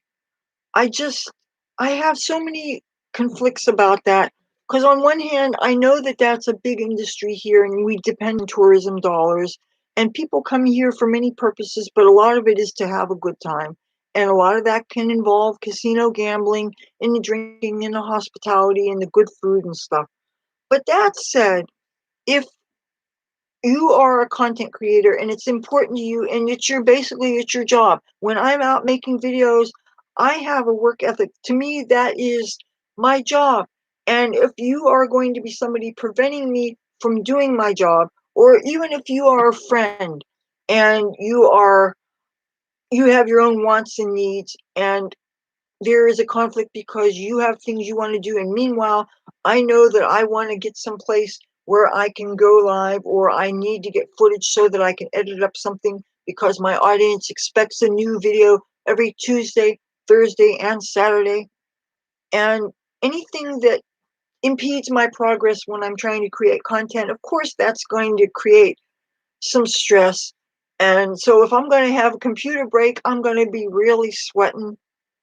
I'm very, very, very, very, very stressed when Best Buy said that nothing that I brought in there had nothing worked, and I still kind of feel weird that there's any place that allows gambling besides Vegas and Atlantic City. I remember when they were the only games in town. We are so afraid that they are going to get casinos in North Jersey, but you know. I really do want to get out of here. I want to get that bus. I want to start road tripping. I want to get a litter robot or a litter genie. Those are those $500 electronic litter boxes so you don't have to scoop and it keeps things much cleaner. The last thing I want is a stinky bus. I got 2 stinky cats. I don't want a stinky bus.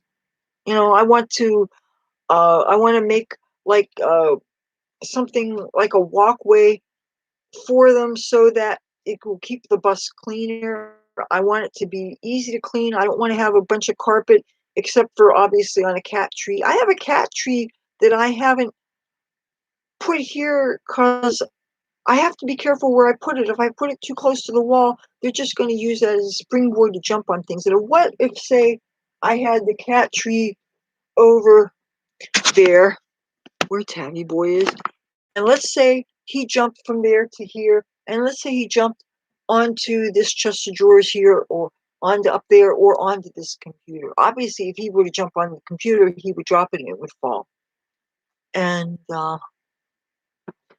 I probably have not finished every single mask thing. What I suspect is going to happen, since the dance floors are legally going to be allowed to be opened up, I think what I'm going to do is I think I'm going to wear some fashion masks, the kind that are absolutely useless, the kind with the sequins that allow air be flowing through, that would absolutely not protect me against the Bohemian Jungfucker disease or anything else, but would look good on the dance floor because of the sequins and all that.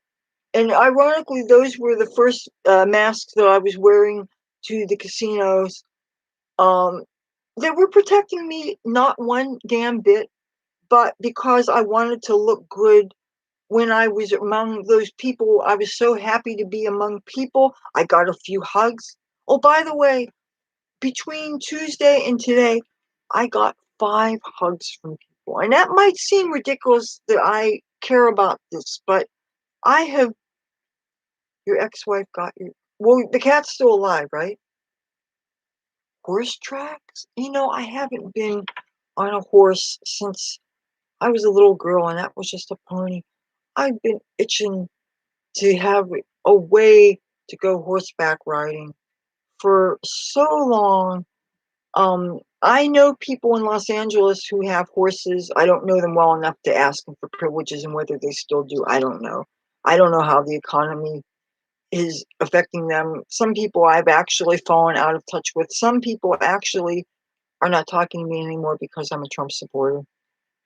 Uh, oh, I know what I want to mention briefly on the dear subject of cat and cat rescue.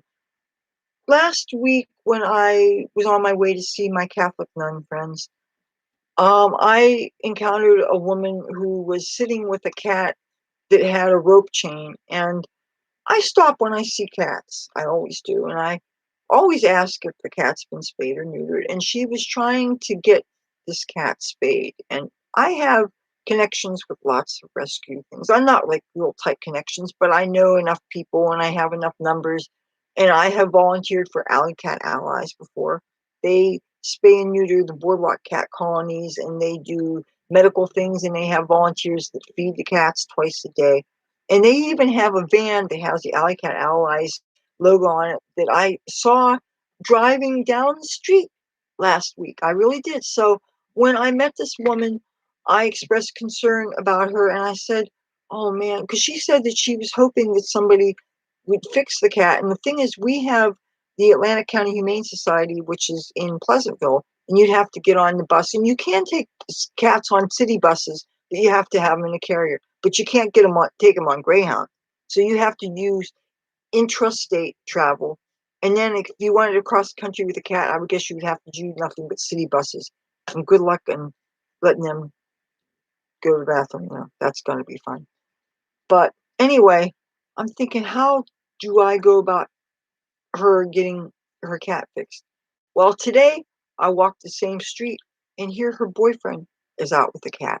Same cat. I recognize the cat. I mean, how many cats on ropes do you see? I never see cats outside that are with people who are not necessarily housed or whatever. And these people you love, I mean, these people obviously love their cat. Well, I saw the woman's boyfriend today with the cat, and I was on my way to the sisters, and I stopped and I introduced myself. And bottom line, I gave him my number. I gave them my address. I told them where to find, my window and all that stuff. And I said that, well, I also said that I was a YouTuber, and I wouldn't have time to do this today because I had to do show prep and do, what I'm doing now. But I said the next couple of days I was going to check my traps and see if I couldn't arrange a way for them to get on it. And sooner rather than later, since they made the effort, they took this cat out of the shelter, they adopted this cat, they're doing the right thing by getting it fixed. So I'm going to see if I can't arrange for the fixer to meet up with them. And since there is low cost and there's also free spay and neuter, and I think if anybody deserves spay and neuter free, it should be a homeless person. And if a homeless person is going to spend $20 to get a cat out of a shelter, then the least thing you should be able to do is to fix them for free. Since when you adopt a cat out of a shelter, they often are microchipped and have their first shot. So I'm going to see, I don't know if it's going to be Alley Cat Allies or if it's going to be somebody from the Humane Society. I'm going to make sure that their cat gets spayed. And I really, really, really want to make sure that that gets done.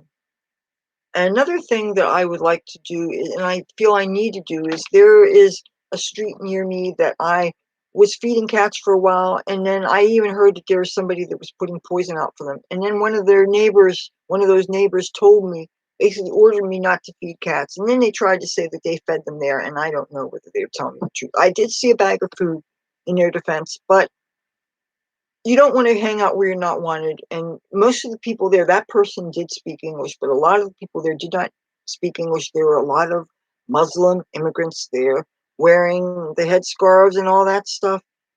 I don't want to insinuate as to who it was that was hating on the cats and who it was that may have been poisoning them.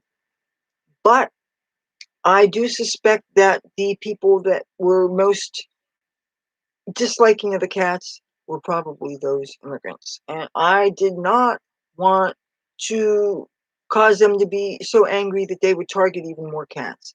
But meanwhile, I felt really bad about it because there's starving, hungry cats around. Where are they getting their food from?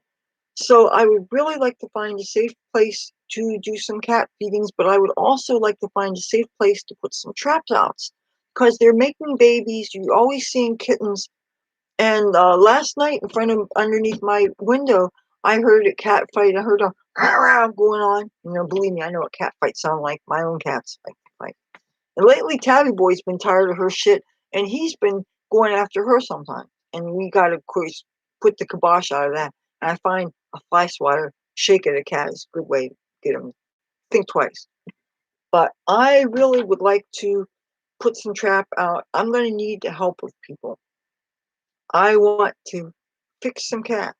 I want to feed some cats. And plus, once you start feeding and everything, you can get donations of cat food from organizations like Humane Societies and like Alley Cat Allies. They have grants to help people support colonies. Even though I'm going to need to cooperate with somebody who actually is committed to staying here because I really am on my way out.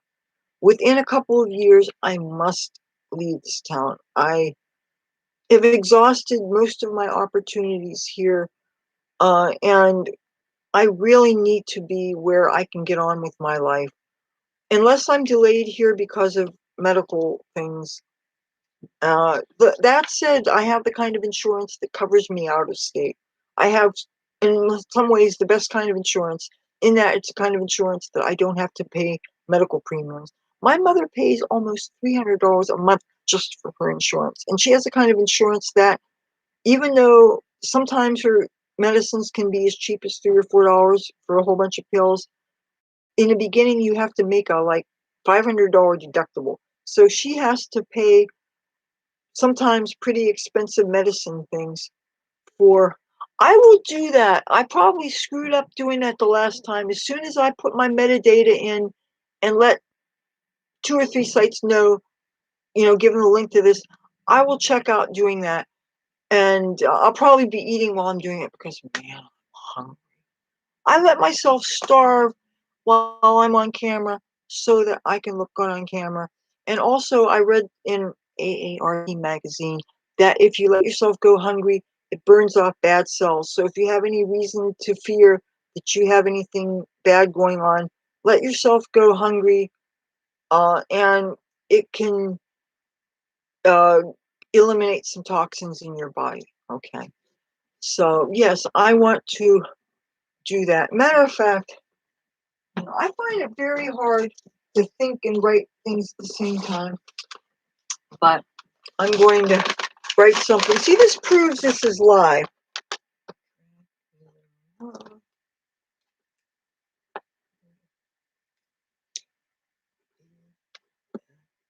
I almost was going to wear my MAGA hat, but lately it's been, see, I've got a computer now.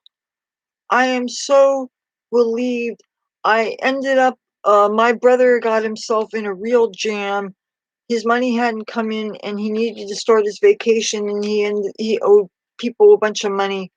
And by chance, I happened to find myself in a position to spot him the money that was actually part of my bus fund. And I'd already promised myself that I was not going to borrow the money from myself to get a new computer. I was going to get a job of some kind and I was going to work for it. And I've been looking and looking and looking and looking for some kind of a cash gig with my skill set. And that's the thing, is my skill set is not the kind of thing that is much um the sort of thing that they need out here. And I can only get paid in cash because I don't have valid ID and I can't cash checks. And that's also why I have not been able to get health care. For 15 years, I have not been able to get basic checkups. You see where we're going with this? And I really don't want to jump the gun with this because I don't want to, first of all, there's a lot of subjects that I don't want to talk about that I don't think are all that interesting to people. I don't want my channel to turn into one of these sob stories about, oh, woe is me, kind of thing. Um, I don't want to do that. I'm not saying I never will. I'm not saying there's never going to be times that I would going to talk about personal things or talk about struggles. I know that when people talk about their struggles, they become more human to people and people relate to that because everybody has troubles in life. Everybody sometimes has health issues. Everybody has things that stress them out in drama and stuff. And we relate more to people that are fallible, imperfect, relatable. And I don't know how relatable I am to the average person because I'm not the average person. I mean, all my life I felt kind of out of place, the odd one out in school. I always felt like there's things different than other kids. And so much of it was because, my mother was a teacher and she always expected me to get real good grades because she was a straight A student. And a couple of times I was a teacher's pet, and other kids don't tend to like teacher's pets. And I was never popular at all, at all, until I moved to California and I got a taste of popularity in the club scene and stuff. And that was kind of, I got a kick out of it. And it's nice to be able to be in a place where you can actually date people. No, I don't date things, I date people, you know, just to be, just to make sure that I communicate properly. But I want to give a close-up look of the eyeshadow. This is what I was using for a spotlight, but it doesn't really hit up against my wall good enough. I have a tiny little ring light, which I'm about to show you right now. This thing, okay, and on the brightest setting. And if you want to know the palette I'm using, I can show you that. Um, Please, computer, don't fall. I don't want you to fall and break. That would just make me cry. I am using the B&H Aurora Lights palette. That is really, and you see I've hit pan on the blue. I use this more than anything. The rest of these ones on top are so sheer though. You can hardly see them. They're supposed to be toppers and they look better when you get them wet. Uh, I am really stoked that this mascara that's not waterproof, but it didn't smear. I didn't use any on the lower. I just used a blue eyeliner. It didn't run. Oh, while we're talking about skincare and makeup and all that stuff, I used that vampire facial stuff last night, which is the 30% AHA, 2% BHA, made by The Ordinary, and it's something you're only supposed to put on for 10 minutes, and usually I leave it on at least 2 hours. I've left it on as long as 6 hours sometimes. Well, last night when I was in the kitchen talking to my mother, I put the stuff on, as I usually do, and almost as soon as I put it on, it started burning my face. And I don't mind a little bit of burn. To me, that's proof that stuff is working. Acid exfoliants, they work not only by getting rid of dead skin cells, they loosen up the thing that sticks your skin cells together, and it eliminates the dullness on your skin, and it helps the new skin come to the surface. But they can also burn your skin to the point where it kind of gets rough and scabby, kind of like when you use retinols and stuff. Anyway, bottom line, I got a bit of a red mark here. in here, and I'm thinking, and I've been not wearing foundation. I'm wearing a full beat now. I'm wearing foundation and all that stuff. But for the most part, I've not been wearing too much of it. A lot of it so it doesn't come off on a mask. But I have been working on trying to fade my freckling using different things. Like they have this thing called Pond's Perfect Color that, let me see if I can find. Oh, this is the vampire facial thing that I was telling you about. But it started burning my skin, and I had to take it off sooner as opposed to later. And when I got up, and the only thing that I put on top of it, when I rinsed this off, I just put, I didn't put an acid exfoliant on because obviously that was plenty of an acid exfoliant. All I put on my face was my retinol, my, the Stuff by the Ordinary. I think it's, no, it's not this one. Uh, and anyway, I'm not allowed right now to show you the other acid exfoliant, the leave-in one that I've been using, because I'm under a contractual obligation. I'm not allowed to talk about it. I'll let you know when I am allowed to, but right now, sometimes I'm using products and I'm not allowed to say what they are until after I'm being given permission. But anyway, the only thing that I put on my face after I rinsed this off was my retinol. And I put a couple of drops of borage oil. Is that how you pronounce it? Is it borage or borage? Anyway, it's Borage. Do you really? I have been, Andrea, I'm so conflicted about this. I looked at the diagnostics that are available to all YouTubers, and they let you know how many views a video gets and the demographics of who's watching videos and stuff. And for some reason, a lot of my makeup videos don't get a lot of hits on them. And it just, when I get a video that I have done a good bit of editing on, and I really love the makeup job. I mean, and I don't tend to post videos that I don't like. I'm not saying I like the way I look in all my videos. Sometimes I think I've gotten downright ugly in videos, and I don't like to go ugly too much. I'm not like those actresses that they'll take an ugly award and they'll probably end up, they'll take an ugly role and they'll probably end up getting an Academy Award.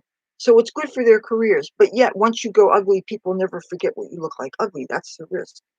So, like, anytime the person takes all their makeup off, and I'm not saying that just because a person has no makeup, that makes them ugly, but if, thank you. See, I never want anybody who watches my content to feel that I don't appreciate them. Every person who watches me, unless the only reason why a person's watching me is so that they can catch me saying something bad so they can flag me or something. I mean, then obviously, but that's a chance everybody has to take. But imagine if you did some careful editing and took your time to do something that you thought was really pretty and pretty cool, and you worded it the right way, did the SEO so that the greatest chances of eyes could see it, and then only a few people watch it. I should be big enough not to allow my ego or my sense of whatever to be affected just because I don't get a whole lot of views. But that said, I'm not going to lie to you and say that it doesn't get to me sometimes. If I have put out a video and I think it's fucking groovy, I love the look, and it's really nice, and hardly anybody looks at it, I'll think, what the fuck do they want? I try to give things that, what I try to give is what I want and hopefully you want. That's the whole point. It should be a mutual thing. And okay, I know that I don't have a niche down channel. I know that I talk about all kinds of random cool stuff.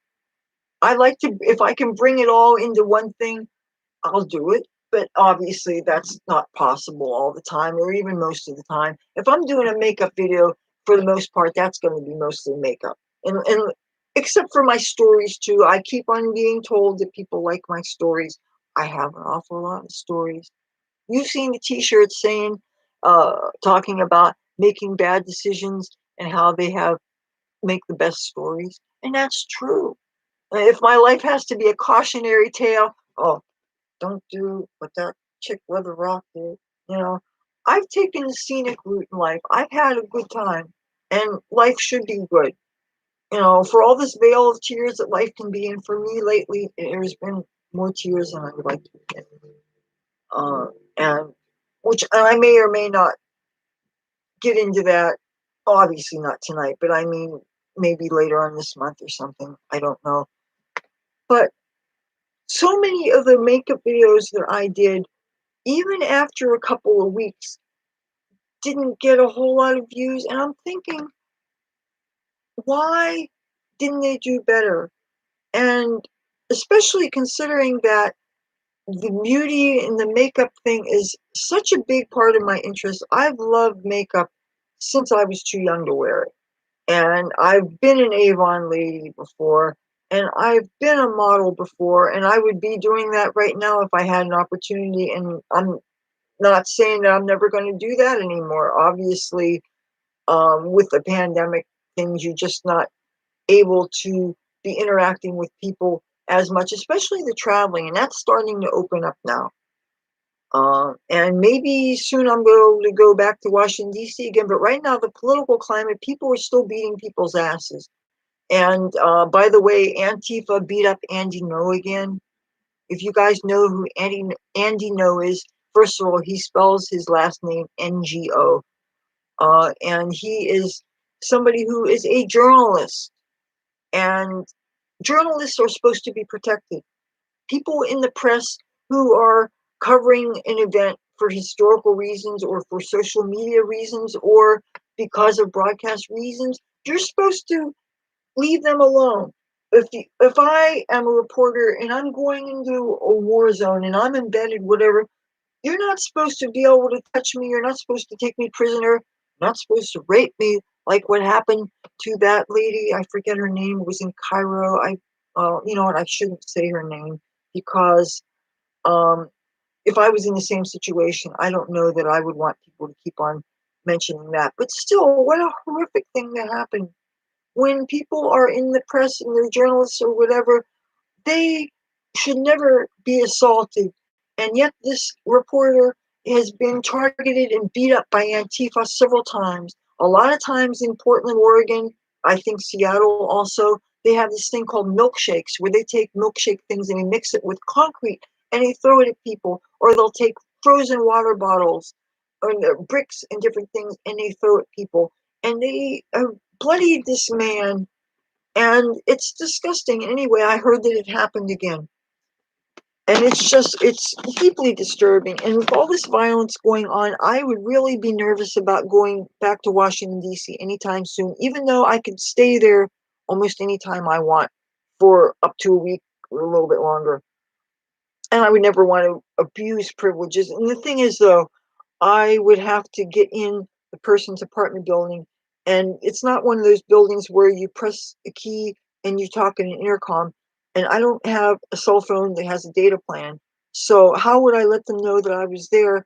And if you're waiting for people to let you in, that building, as nice as my friend is, um, these people were not letting me in. And one time I tried to get in and a man pulled the door really quick. And I had to stand out there like an idiot for like 3 hours. And I remember how that feels. And I wasn't even wearing my MAGA hat. I'd taken it off before I approached the thing. I wasn't stupid. You know, I know I am outnumbered by people that take a dim view of my politics some places, and I don't want to push the issue. But that was just very unsatisfying. That was like the only big complaint I had about my Washington, D.C. experience.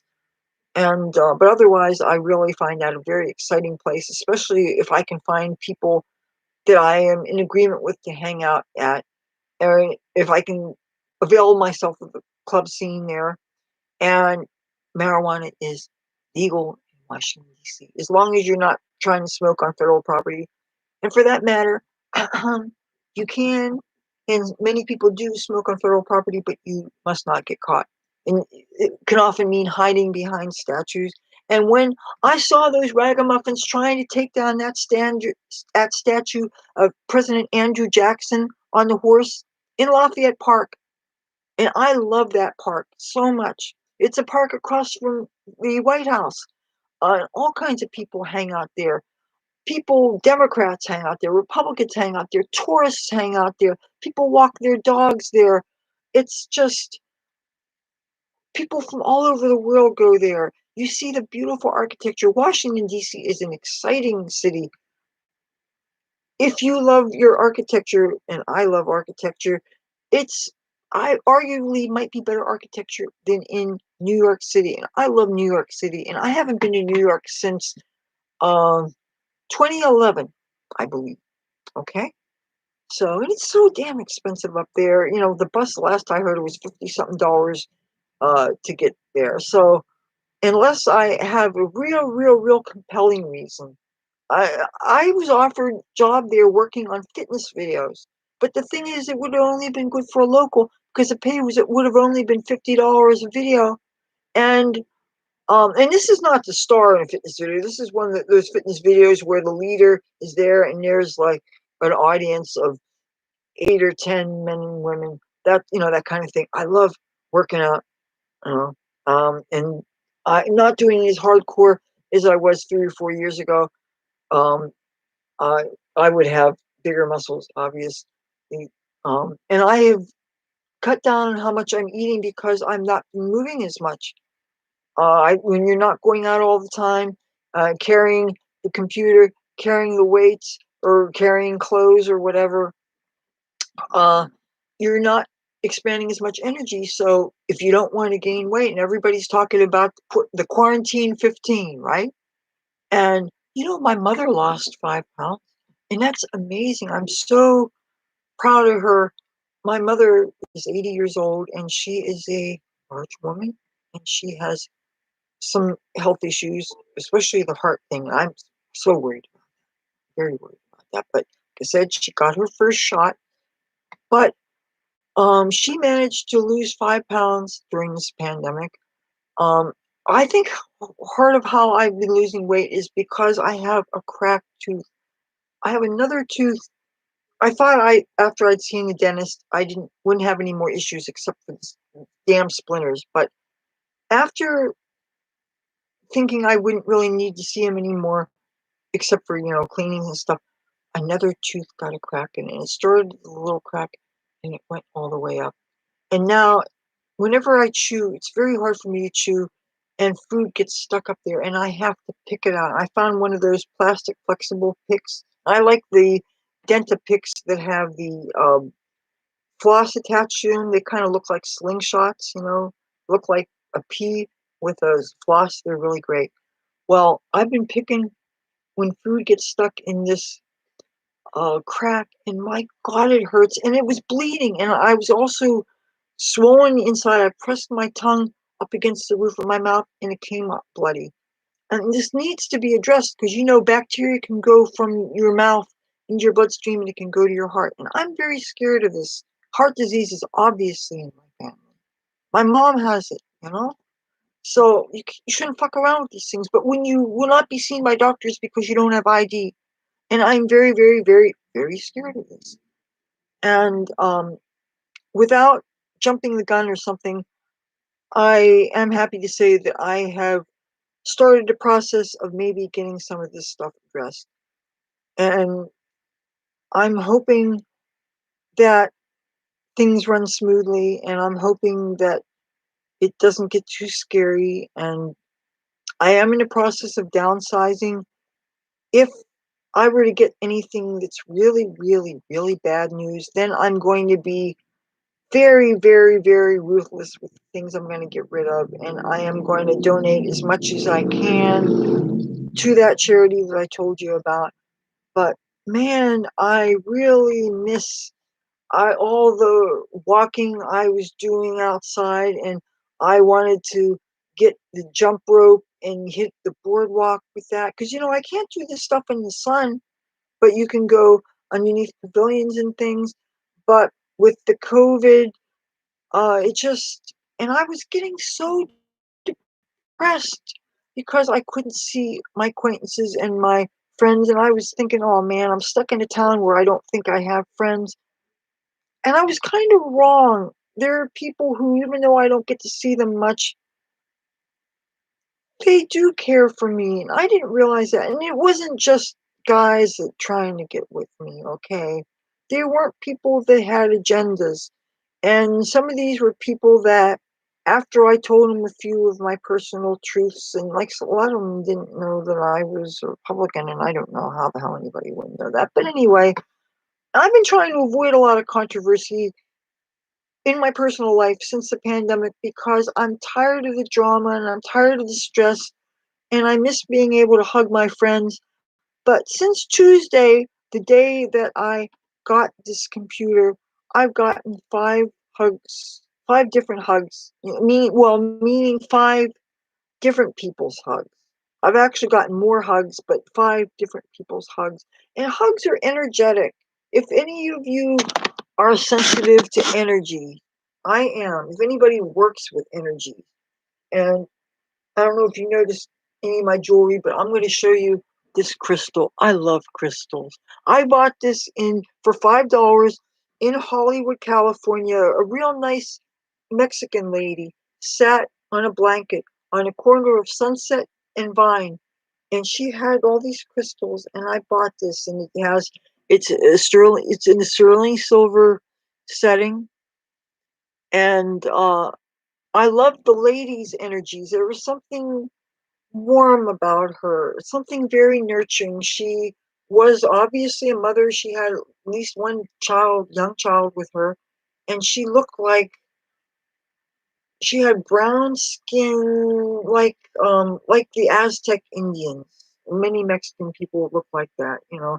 And she radiated benevolence. And a lot of times when I buy something from a merchant of any kind, whether they're in a store, whether they're on the street, I buy from them as much because I like them and I want to support them as I like what they're selling. And certainly I would rather support somebody on the street selling something than a big box store where, yes, corporations, when they do well, obviously they're hiring people, and what's bad about that? But I like it when money goes to the people directly. And every time I wear this, every time I look at this, I remember where I bought it. You know? And this dream catcher here, I love American Indians. You can say Native American, you can say Injun, and I don't say that disrespectfully. I say it, I spell it INJUN with love. I say it with love. I am of the era when people, well, actually, no, I'm a little too young for when people were commonly playing cowboys and Indians, even though I really got into cowboy TV shows and movies much later in life through watching TV with my mother and watching Lone Ranger and, well, I always loved Gunsmoke and Bonanza and stuff like that, but discovering other westerns that were made before I was born, been really getting into them. But now, you know, we haven't had cable for a while, and I'm totally used to not watching TV now. It's okay because there's radio is so good. Especially like, does anybody watch Coast to Coast AM? You listen to that. It used to be Art Bell ran it, and he's dead. And the guy that runs it now, his name is George Norrie. And sometimes they talk about, a couple of days ago, they talked about that somebody had a show about Sasquatch. Sometimes they talk about UFOs. Sometimes they talk about doctors and alternative medicine. It's almost always a really fun show. I'm sorry I'm losing my voice. I don't know why I'm losing my voice. Um, it's not the Rona, okay? But yeah, today was just such a heavy day. I was told that I was loved by people who were just brotherly, righteous human beings. And and I think I made some inroads into getting the advanced healthcare that I'm probably going to need. And if I can get some kind of case management thing through my Blue Cross Blue Shield, then I'll be able to get everything taken care of I can. And obviously, do I want to hang out at a casino? Um, I definitely have mixed feelings about them. The thing is, when I'm out in public, I feel the urge to, any obligation to try to do as much filming as possible. And I really don't like having to dodge the security. And every time I'm out in public, unless of course I don't have any equipment with me, I figure if I don't try to do some filming, then I am going to um, waste an opportunity to film. And the thing is, security have really been up my ass and everything. But that doesn't mean I don't want to hang out in casinos. I mean that I would like to find a way to still create content without them noticing what I'm doing. Now, that said, I do have something here. I have a cell phone, okay? I very barely know how to use it. And this is the company that it is. I never even heard of that company before. I am not the most sophisticated person in the world when it comes to tech. But there are some new attractions in casinos that I really wouldn't mind checking out. First of all, my favorite on the boardwalk is the Hard Rock. And you know what? That is where the security seems to be the friendliest. I love the music. There's so many beautiful things to hang out and look at. And they all the rock and roll memorabilia and things. And I love the lit up steps. And I love that guitar chandelier that's above it. And that's, oh man, that's just, I love the bright colors and I love all that glitzy stuff. And now with the ocean, one of the things that I really want to do with the ocean is they have all those outdoor walkways overlooking the boardwalk with the grass and stuff. And they actually spray for mosquitoes and things, so you don't have to worry about getting bug bites and stuff. And from the time that was the Revel property, I thought that would be a great place to have parties. If with the right kind of people, with the people who weren't going to draw attention to security. In other words, not get shit faced drunk. And maybe only have a drink or two. You know, be in control. I mean, I'm obviously alcohol's not in my life, but I would want to make sure that it wouldn't get us all in trouble and stuff. You know, if somebody fell over the edge to their death, obviously that wouldn't be good. But a party around there. There are so many places. It would be so much fun. And again, since marijuana is legal, uh, and you know what my gut feeling is that maybe not all the casinos, but there's got to be at least a few that I think are going to find a way to make money off of pot smokers. I suspect having a marijuana smoking lounge, but having so the casino can make money selling baked goods, food always gets sold very big in casinos. And if you have food available 24 hours so that when you get the munchies, you can smoke. But since most casinos do not let you smoke in your room, and I'm noticing in the fine print, even if you got a tobacco smoking room, still the fine print says no marijuana smoking is allowed. At least that's what they say at resorts. And I think they also said it at Bally's and at Cedars. I'm not sure. But I would like to hang out at Revel because, and if you haven't been there, the floor for checking in, their lobby floor is the 11th floor. It has this real steep uh, escalator that goes up there. I've filmed up and down there. The videos are on my channel. You can find them. I have 3 or 4 or 5 friends and acquaintances, including one of my high school classmates that work at Bally's. One time I lost my house keys there and I had to pick them up at Lost and Found. And when I picked them up at Lost and Found, then I left my photo ID behind. And so they tracked me down, called me the head of security at Bally's. I don't know if she's still head of security. This real nice lady. She tracked me down, called me, let me know that my ID wasn't lost and found.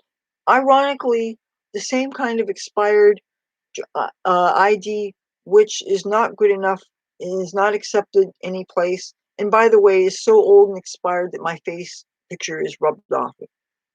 But I don't have any, my ID is not considered valid. I can't get in any of the beach bars because these bouncers card everybody, including people they know are full well are over 21. and yet they card anyway, because they're the gatekeepers. If, say, they don't like my look, say this bouncer guy doesn't like my garter belt, thinks that maybe I'm up to something that I'm not, he asks for ID, and the ID I have is not the kind they accept, I'm not allowed in.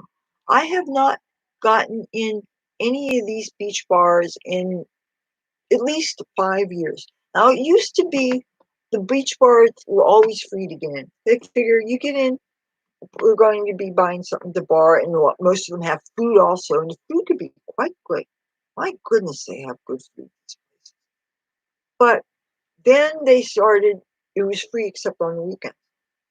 Then most of them, it was cover charge 7 days a week, and you're paying the expensive drink prices on top of it, and the food is not cheap.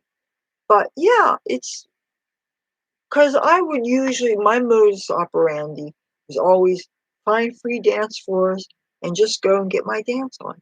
Now, a lot of times, though, people will dance on the walk ramps, give you access to the beach and stuff, especially the big ones that are wide enough for wheelchairs and stuff. People a lot of times dance near there. And I'm so happy that the governor opened up, supposedly. I'm saying supposedly because I haven't seen it from my own eyes. But the dance floors are legal anyway to be. And I haven't been on a dance floor in so long. And Bally's was one of the big places that I went to a lot. But one of the things I didn't like about it was they played way too much hip hop music, and I don't like rap music. I can tolerate and put up with a little bit of it, especially if it's old school happy stuff like Sugar Hill Gang. That stuff is funny and that stuff is cool. And I can dig some Eminem because he's funny and he's talented. And but so much of the stuff is really violent and stuff. And plus, I'm working on my own musical projects. I have videos, not going into details about that because people don't want to hear about what you're going to do. People want to see it. And when it gets to that point, I think I'm going to start an extra channel just for music because music is such an individual thing and everybody likes different music. And one of the things that I don't necessarily love about some beauty YouTubers is when they put music on, because sometimes the music drowns out their talking. A lot of times, one of my big pet peeves is when people have music and videos and it's not something they own the copyrights to. And I'm thinking, how are they even getting away with this? Because I feel like anytime I even sneeze the wrong direction, I get a strike or a threat to take down notice that I have to appeal. And YouTube, maybe because I get political sometimes, YouTube will be up my ass faster than a lot of other people. Maybe I just have that rap and I get a little bit extra scrutiny. I believe a lot of YouTubers that veer right, kind of that's their issue. But, and, I can't help with that being my perspective. But I often go there, but there's just so much rap music, and I find I have not listened to current music except for accidentally for at least 6 years now. I listen to almost all talk radio. If I listen to music, it could be 20 or 30 years old or more, even though I draw my line for the most part at things from before I was born or anything. I don't want, in 50s music, I really don't care for. There's a lot of music styles that I really find annoying. I love classical music. To me, that just makes me feel like it improves my IQ. It makes me feel smarter. It makes me feel like I'm getting a brain tonic. If I seem like I'm stuttering or something like that, I think it's because I'm getting a little dehydrated and I'm really hungry. And, I don't think I'm getting dementia Joe disease or anything. If you like him, please don't be offended. I mean, I'd give him a hug. I'd let him sniff my hair. You know, same with his wife. God, she's beautiful. They look so cute together. Really. And he's lucky that he has somebody to hold his hand and to make sure that if he gets distracted, keep him on track and stuff. And I'm really glad if he wants to get to the bottom of this virus, because if a virus can get unleashed from a lab and get over here and kill so many people all over the world. Look what's happening in India. Those poor people. And I understand a lot of countries are getting mad at us now because they haven't got the vaccine yet. But to be fair, it was mostly America and our money that caused this virus, caused this vaccine to be able to even be created. So, of course, we're going to try to make sure it's available to our own people, the people that are here first. And then, yes, now we are starting to ship it off the world. And I believe other countries are working on their versions of the vaccine. China had a version, but I heard it wasn't very good. You see, China lied to their own people and they tried to do a cover up. And if, in fact, the first person who had the virus had it in November of 2019, then, the world didn't have a chance because they were still allowing people to travel outside the country. And now we had this pandemic, and so many people are dead as a result. And it's really heartbreaking.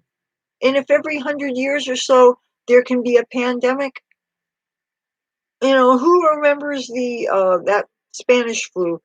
I don't remember too much of the history I was taught in school, and I didn't have the best history training growing up. I don't want to indict my teachers, but there was a lot of inaccuracies. But at least it wasn't any of this woke crap that they were trying to indoctrinate kids with now, where uh, just where people are forced to judge on race.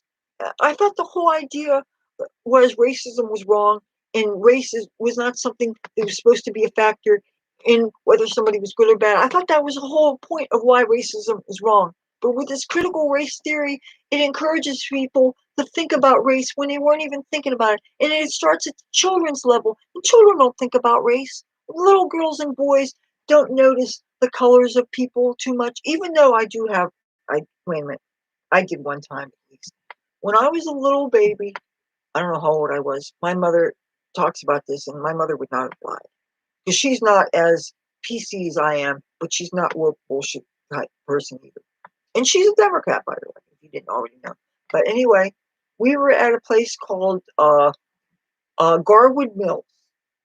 I'm dating myself here. If any of you people know what that place is, you probably think I was old as dirt. So maybe, put your JB, put cotton in your ears, go blah, blah, blah, blah, blah. Okay? Well, anyway, my mother had me in the front of the shopping cart, and she was looking for wherever she was looking, and we happened upon a mother and her child.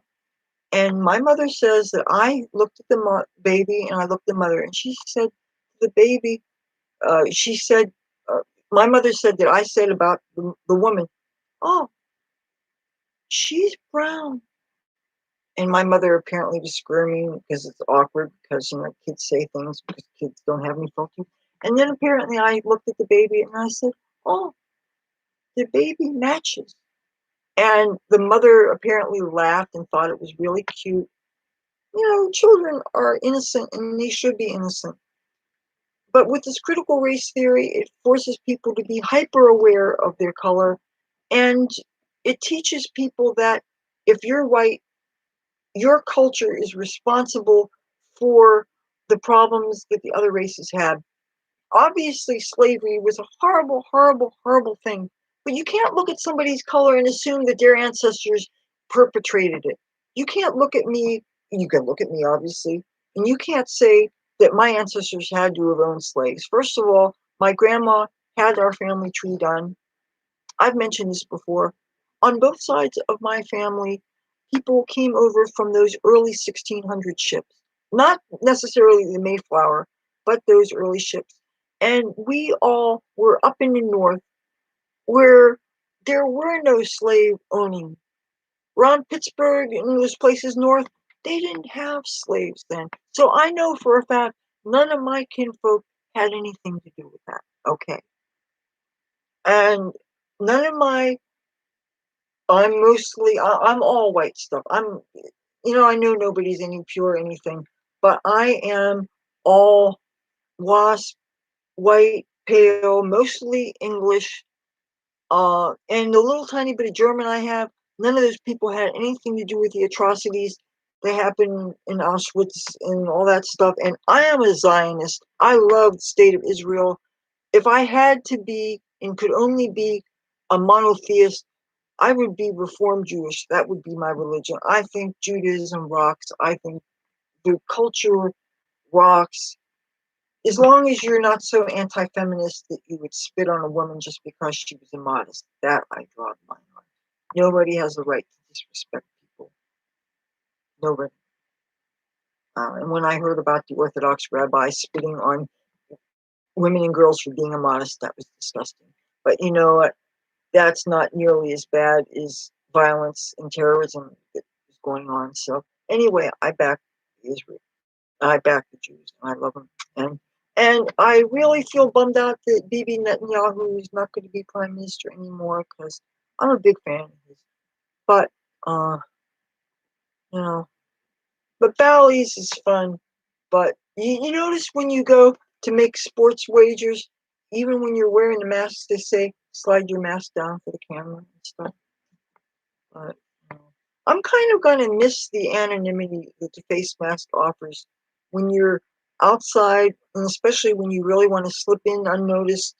And if you feel like you have a target on your head because you've got a bunch of people gunning for you because they don't like your big mouth and the things you say on video, or they think that you make things difficult for them. Like I'm a pit bull that thinks I'm a chihuahua that thinks I'm a pit bull.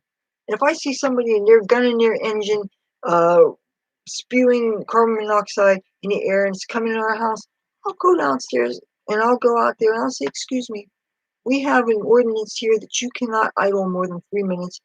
It fucks up the air. I don't usually say it like that. And my mother can breathe only at 30% of her lung function anyway. She only gets so much oxygen. That's one of the things with heart disease. Your blood is not getting enough oxygen and your heart has to pump harder. And people with circulatory problems, that's problematic. And my mother and I both have sinus issues and stuff. And carbon monoxide, people can and do die from it. You know, ask the people to kill themselves in their garages if they're running their engines. So people are running their engines and they're out front and it can fill up my stairwell. I'll go down there and I'll ask them to shut them off. Now, occasionally, a lot of times I'll get told to go fuck myself. But sometimes people will be polite and they'll shut it off. Really, if you're waiting for somebody, especially if it's not middle of winter and you're not keeping warm, you don't need to be running the engine. But sometimes the drug dealers, they'll run your engines because they need to be able to know that they need to make get away real fast. And I understand that's why some of them like to keep the engine running. But I have gotten that time when I got my face punched in, and I made a video about that. And of course, the necessary detail was that it was largely racially motivated that I was hit because it was two black men that hit me. They punched me right in front of my front door. And when I made the video about it, I understand that a few people were offended that I happened to mention race.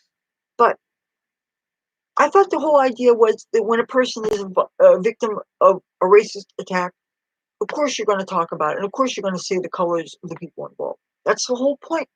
So why is it if a white person is a victim of violence at the hands of a black person, you're not supposed to mention race because somebody's going to be offended? Well, I find the idea of people selling heroin and fentanyl and things like that, and fentanyl kills people, including the girl that used to own Cassie the garden cat. I find that offensive. I find little kids tripping over hypodermic needles and crack pipes in the streets to be offensive. You want to talk about offensive? People who are heroes just because they got caught doing bad things. Obviously, killing people is not cool, and excessive force is not cool. But you don't paint all cops with a brush. A very, very, very, very, very tiny minority. There's bad in all professions. There's bad in all colors. There's bad in every walk of life. You don't throw the baby out with the bathwater. You don't try to defund the police department just because there are a few bad cops. We need our police. And, if you want problems with cops, you can try breaking less laws. That's how I did it. Now, I've never been arrested. Well, San Francisco one time, I dropped charges, and all I did was write chalk on the steps of City Hall. That's hardly a violent crime. Food not bomb box, by the way. If you're ever in San Francisco and you're hungry, they will feed you. The food's vegetarian, but the best bread is San Francisco. If you like your sourdough bread, if you like bagels, New York City is not the only place to get a good bagel. San Francisco, if you like your bread, you want to go. And like I said, if you ever find yourself homeless, hungry, Food Not Bombs is one of those organizations. They go to where people hang out. And they're kind of worldwide, by the way. San Francisco is not the only place where they're at. That's the only place right now that I know where they are. Oh, man. We one of the volunteers, I've helped make their soups before. The soup that has a lot of broth. Oh, it doesn't all good when you're looking at boy, it's all right.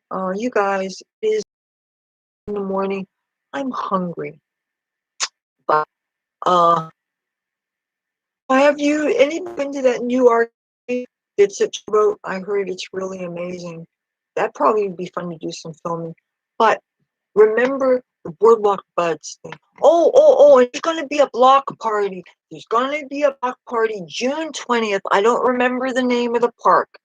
It's it's where the boardwalk starts to turn. There's if you went as far, the boardwalk turns, it curves, and it goes all the way up to the bay. It goes all the way up to Gardner's Basin. Well, just before it turns, if you walk onto, I think the streets of New Hampshire Avenue and maybe Main, walk up either of those streets, you're going to see a park. The park that's closest to um the ocean, the inlet ocean, like the Brigantine side, like 2 or 3 blocks after this liquor store on Atlantic and New Hampshire. There's a big old park. I forget the name of it. They're going to have a block party between 12 noon and 6. They're going to have free chicken, free hot dogs, free hamburgers. Even though, and I got to watch how I say this because I don't want people to think I'm being excessively controversial. I don't want people to think I'm racist, but I do have to speak what my experience was. The only people that got the chicken weren't people that looked like me or voted like me. Okay. Maybe they only had a little bit of chicken and only the people that fit certain demographics got that. You know what I'm saying? Not demographics that look like me. You know what I'm saying? But they had a DJ, music was great.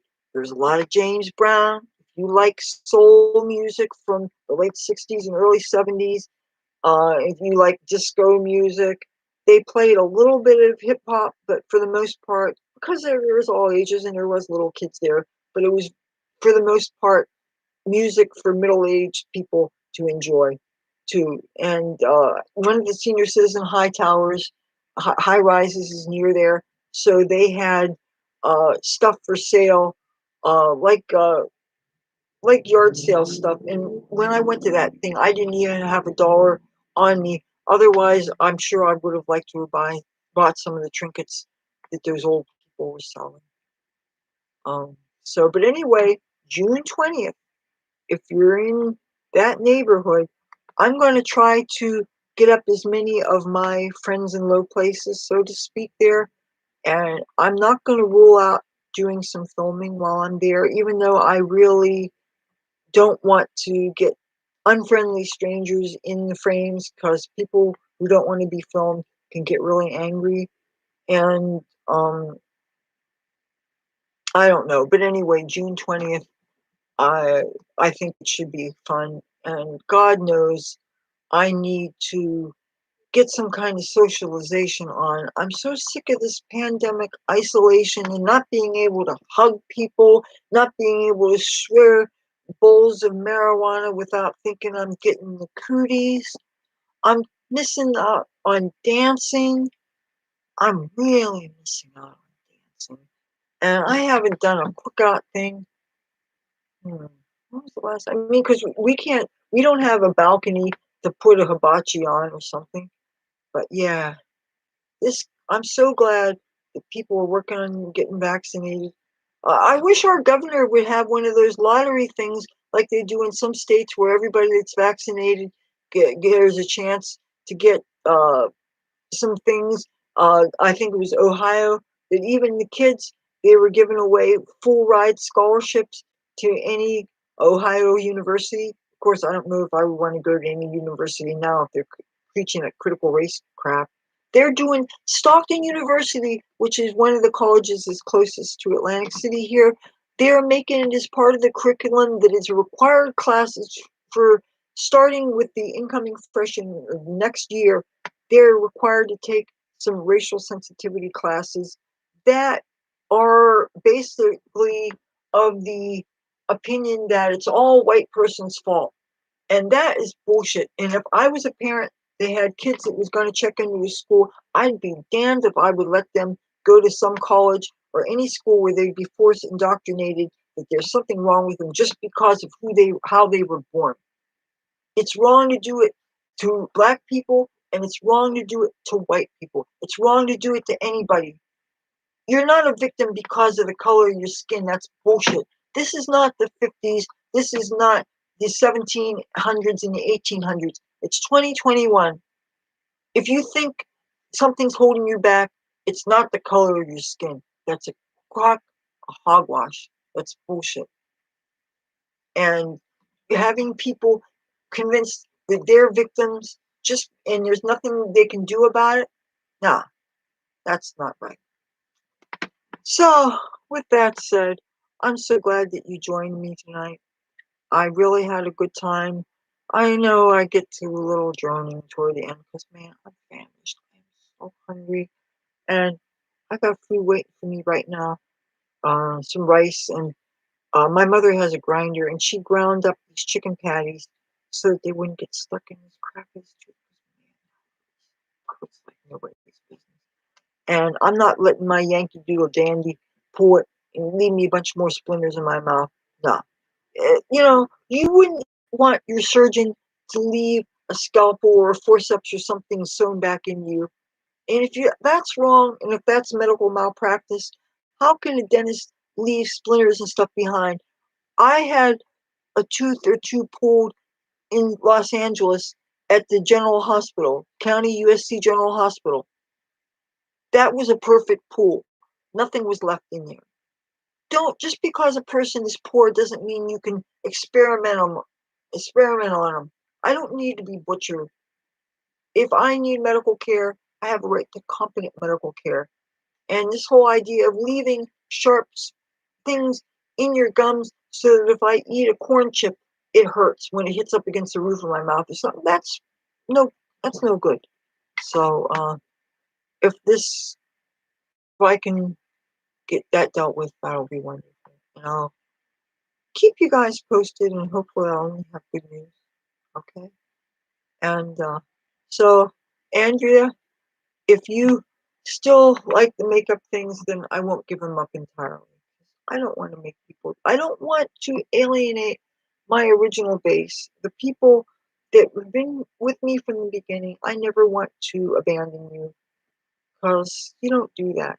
And I believe in us supporting each other, and I really get such a lift when I go on and I get these real-time comments, or if it's an edited video and people commenting. I really appreciate it, and you make me feel I'm reminded how much I enjoy being a YouTuber.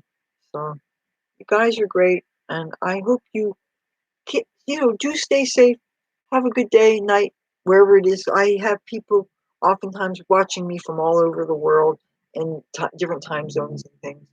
So please take care of yourself. If you haven't yet, get your shot.